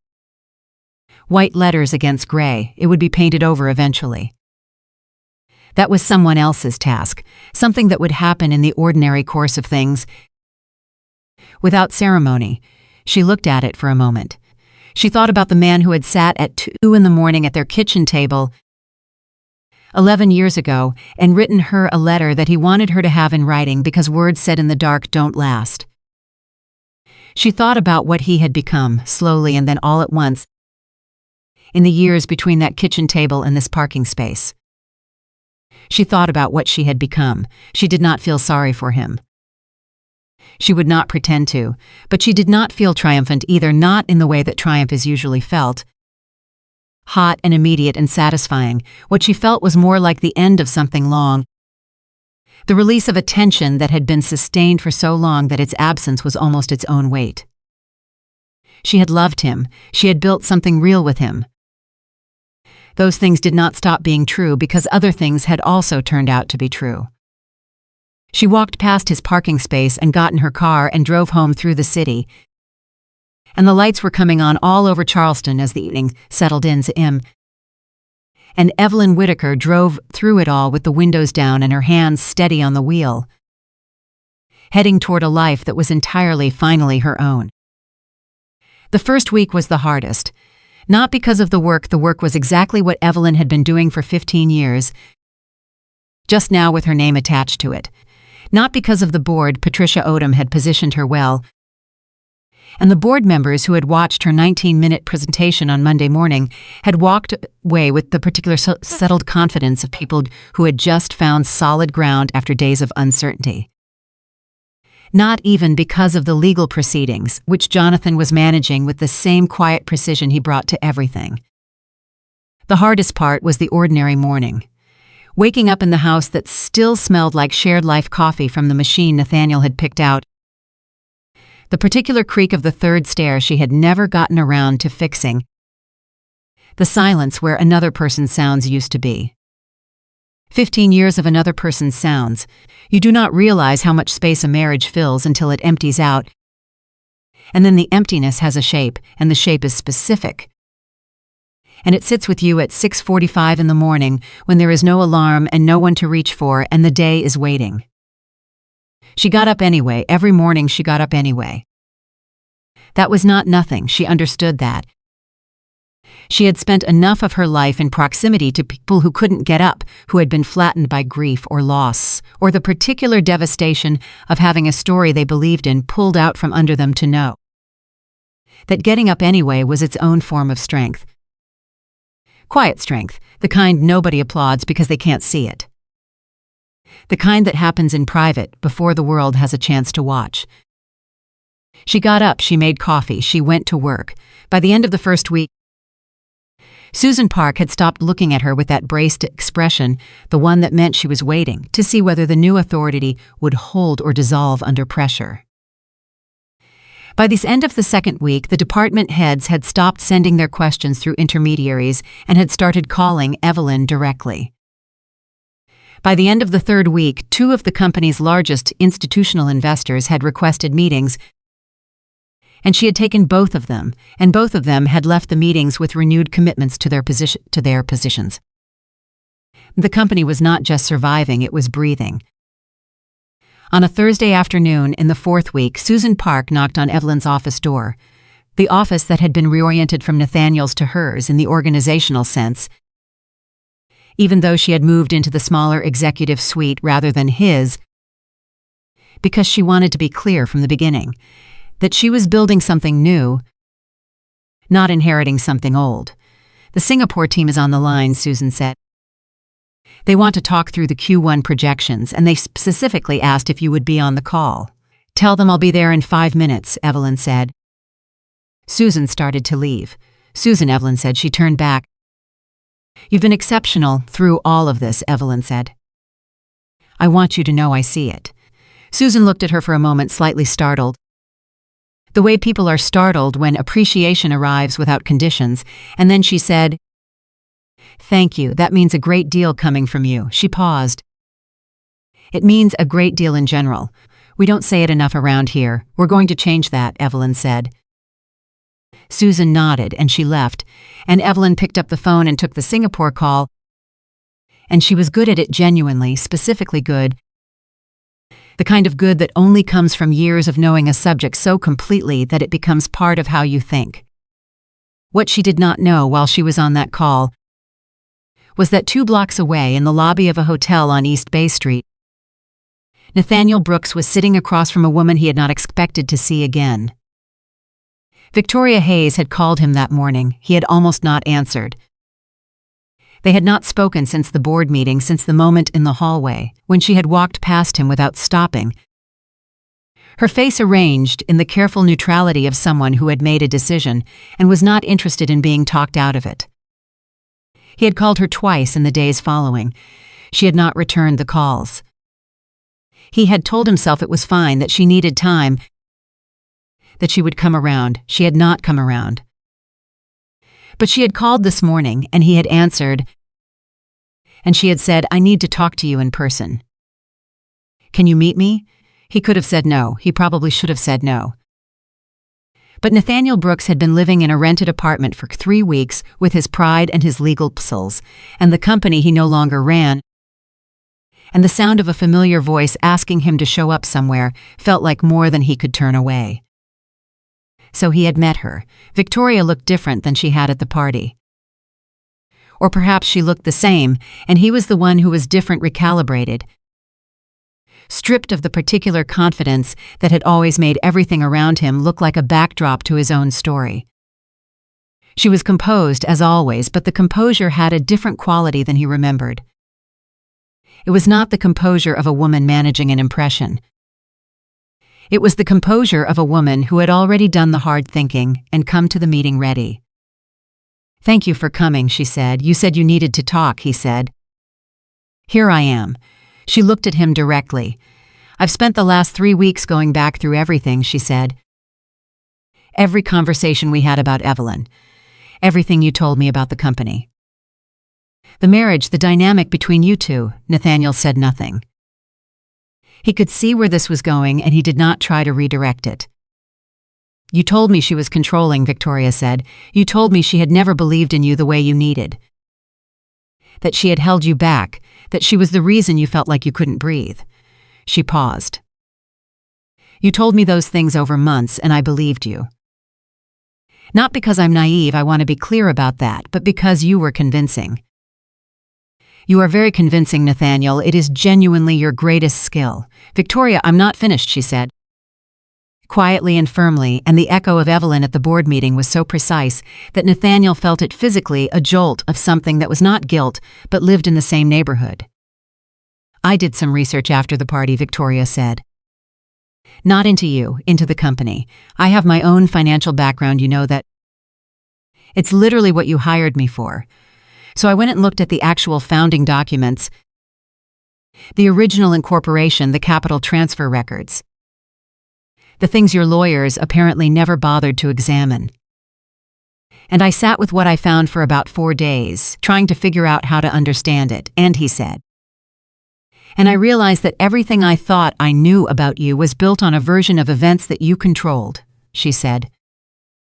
"The Nathaniel I fell for was brilliant and underestimated and trapped in a marriage that had stopped working. That was the story." She looked at him steadily. "But the actual story is that a woman invested everything she had in you when you had nothing. She saved the company. She built the strategy. She stood in your shadow for 15 years. And you let her, and then you called her dead weight in public on her birthday." She let that sit for a moment.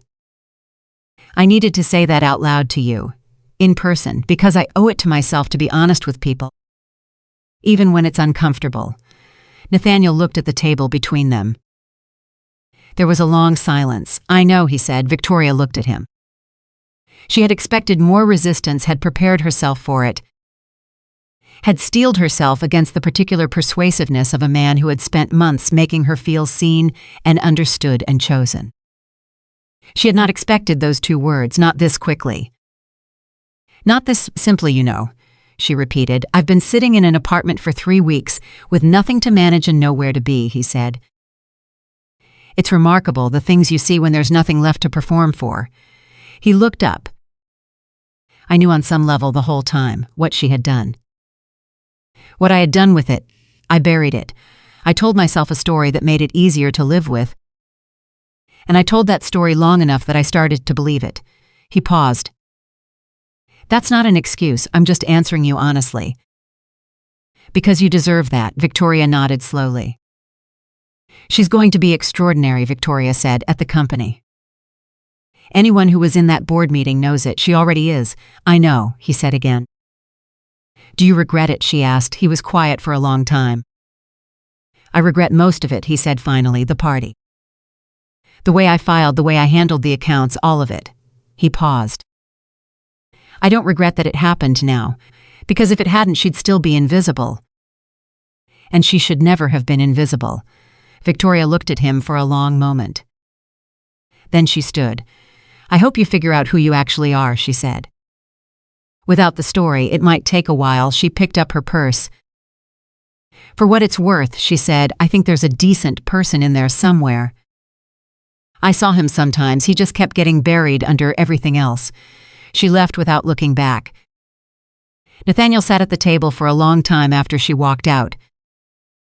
He sat with the coffee he had barely touched, and the silence of a hotel lobby moving around him, and the weight of things said plainly by people who no longer had any reason to manage his feelings.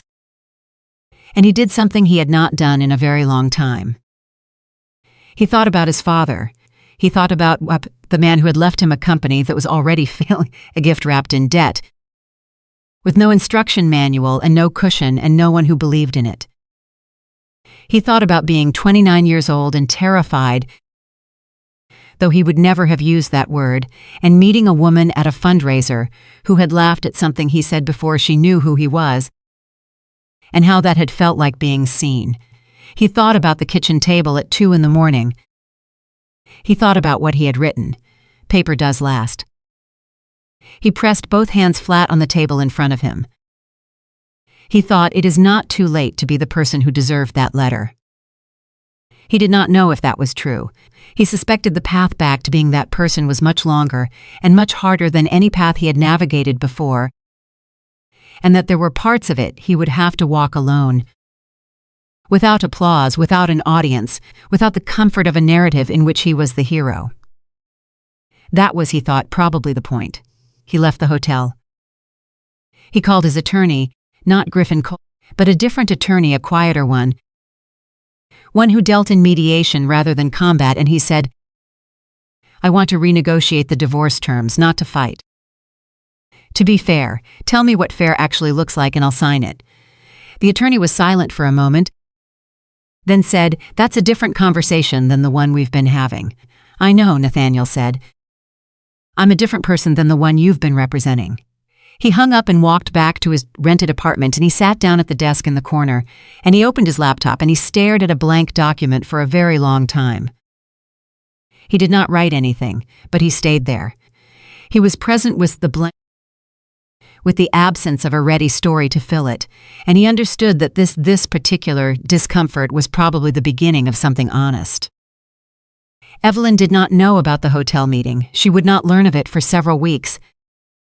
When Victoria Hayes sent her a brief professional email, not confessional, not seeking absolution but clear and direct, that said only that she wanted Evelyn to know she had gone back to Atlanta, that she had resigned the consulting contract with Brooks International effective immediately, and that she held a deep respect for what Evelyn had done. Evelyn read the email twice. She thought about responding.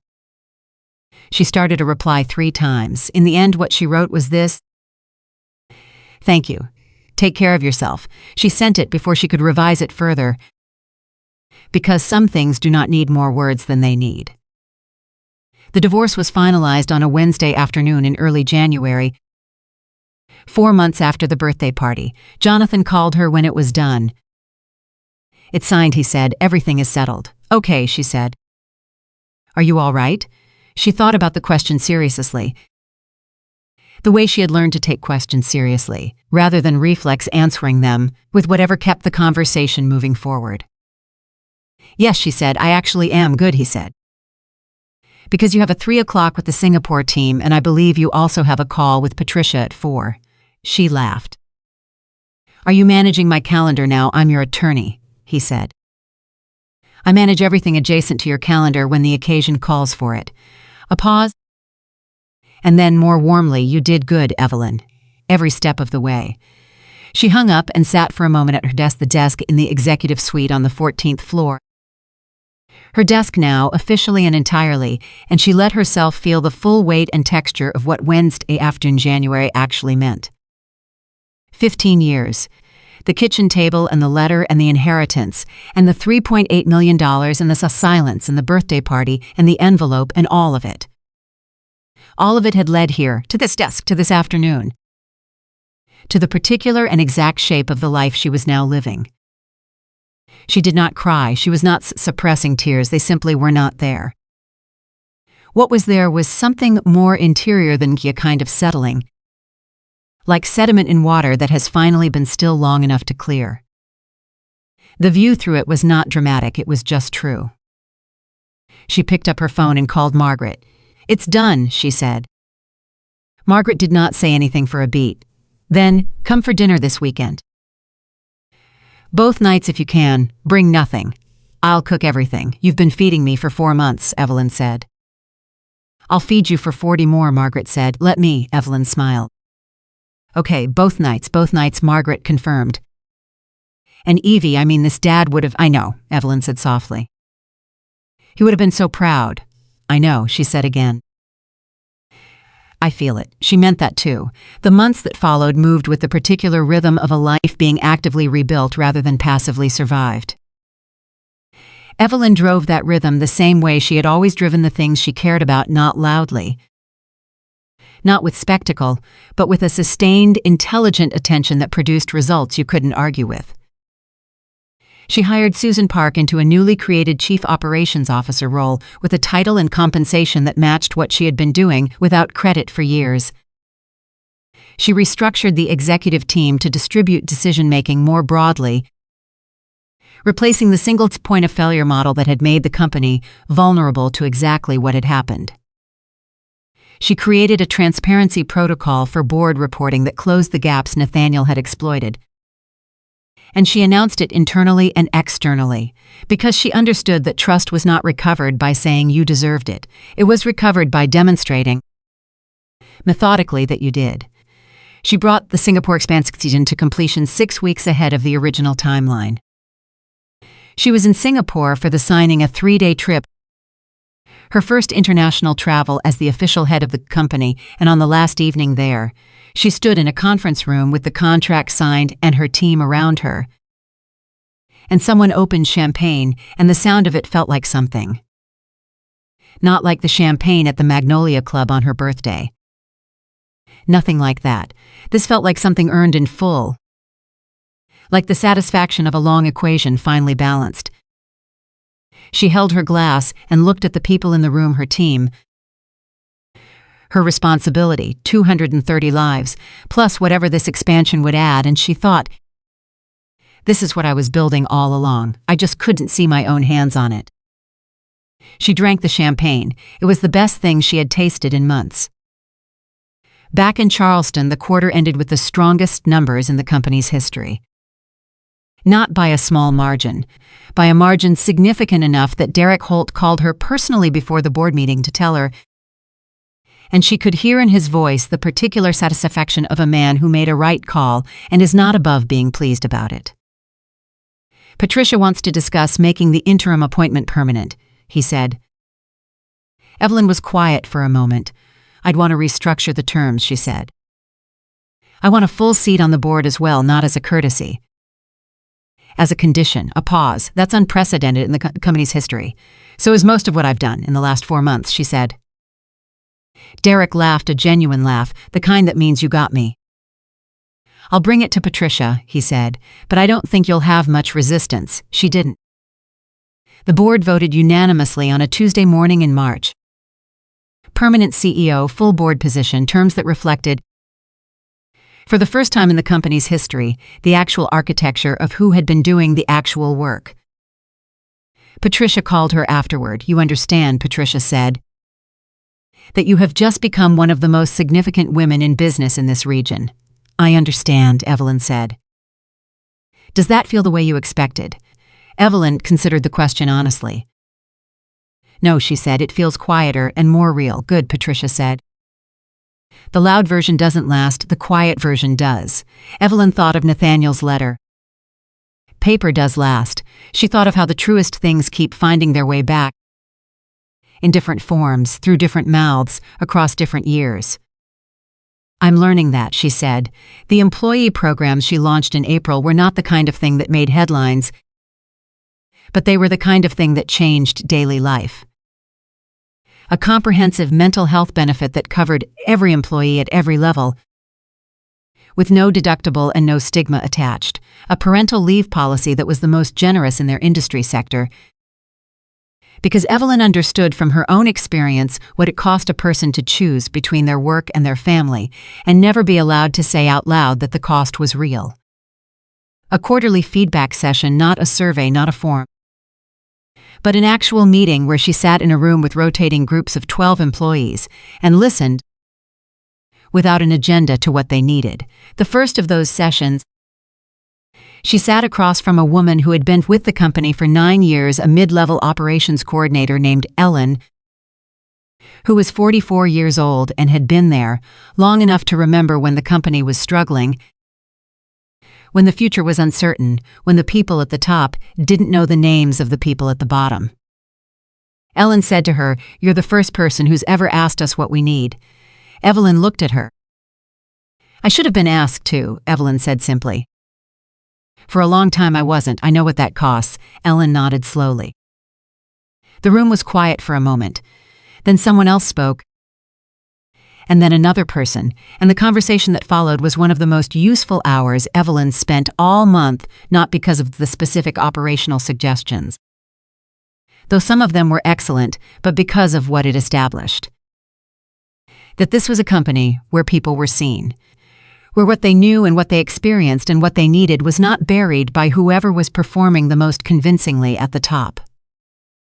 That was the real thing she was building, not the revenue. Not the market position, not the Singapore expansion or the board seat or the quarterly numbers that made investors, called Derek Holt with renewed enthusiasm. Those were evidence of the real thing. The real thing was a culture, a living, daily interpersonal culture in which no one had to be invisible to keep the machine running. She had been invisible for 15 years. She was done building things that required that of anyone. In June, 6 months after the divorce was finalized, Evelyn walked into a coffee shop 2 blocks from the office and found Nathaniel sitting at a corner table. She had not known he would be there. She went there most Thursday mornings. She did not know if he knew that or if it was coincidence. She suspected coincidence, because the Nathaniel she was looking at was different enough from the Nathaniel of October that she had stopped being certain she could predict what he would or wouldn't do.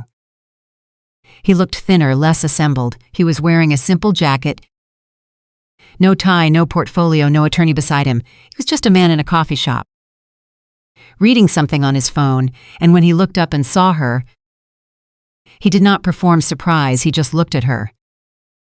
She could have left. She stood still for a moment in the doorway, and she assessed the situation with the same clear-eyed honesty she had been applying to everything in her life since October. She walked over to his table. He looked up at her. "I hear the Singapore expansion closed," he said. 6 weeks early, she said. He nodded. Something moved across his face complex. Layered, not quite pride and not quite grief, but something that contained both. "That was your strategy from 2022. It was," she said. "It was a good one," he said. She looked at him. "Thank you," she said. Not sarcastically, not with the edge that would have been easy and perhaps even earned. Just directly, simply as an acknowledgement of a true thing said by a person who did not have to say it. He nodded. There was a silence between them, not hostile, not warm. Something more neutral than either of those, the silence of 2 people who shared a very large history and were learning slowly how to exist in each other's peripheral vision without the history crushing them.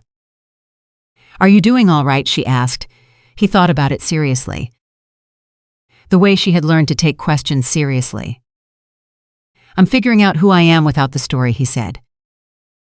"It's harder than I expected, also probably necessary." She held his gaze for a moment. "Good," she said simply. She got her coffee. She left.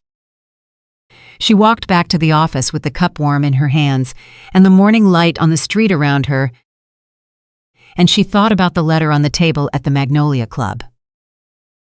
She thought about her father. She thought about the $3.8 million and what it had grown into and the cost of that growth, and whether she would do it again. She would.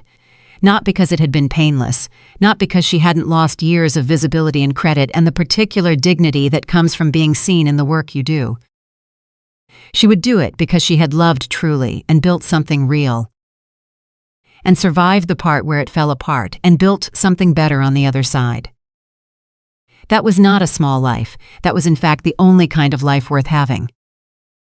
On an ordinary Tuesday morning in late summer, 8 months after her 42nd birthday party, Evelyn Whitaker sat at her desk on the 14th floor and opened the quarterly board report and found that Brooks International had just crossed a threshold it had never crossed before in its history. She read the number twice. She set the report down.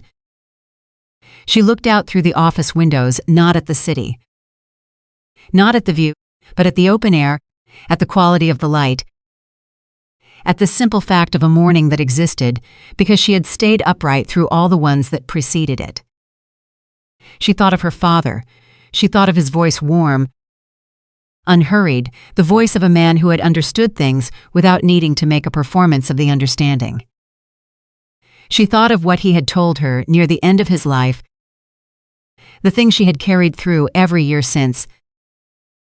A person's true character is not what they show the world, but what they do in the dark when no one is watching. She had done her greatest work in the dark, and now the lights were on. Evelyn Whitaker, 42 years old, CEO of the most successful quarter in Brooks International's history, picked up her coffee and took a sip and opened her email and went to work, not because she had to, not because anyone was watching, but because this was her company, her name, her life, her story, and she had earned every single word of it.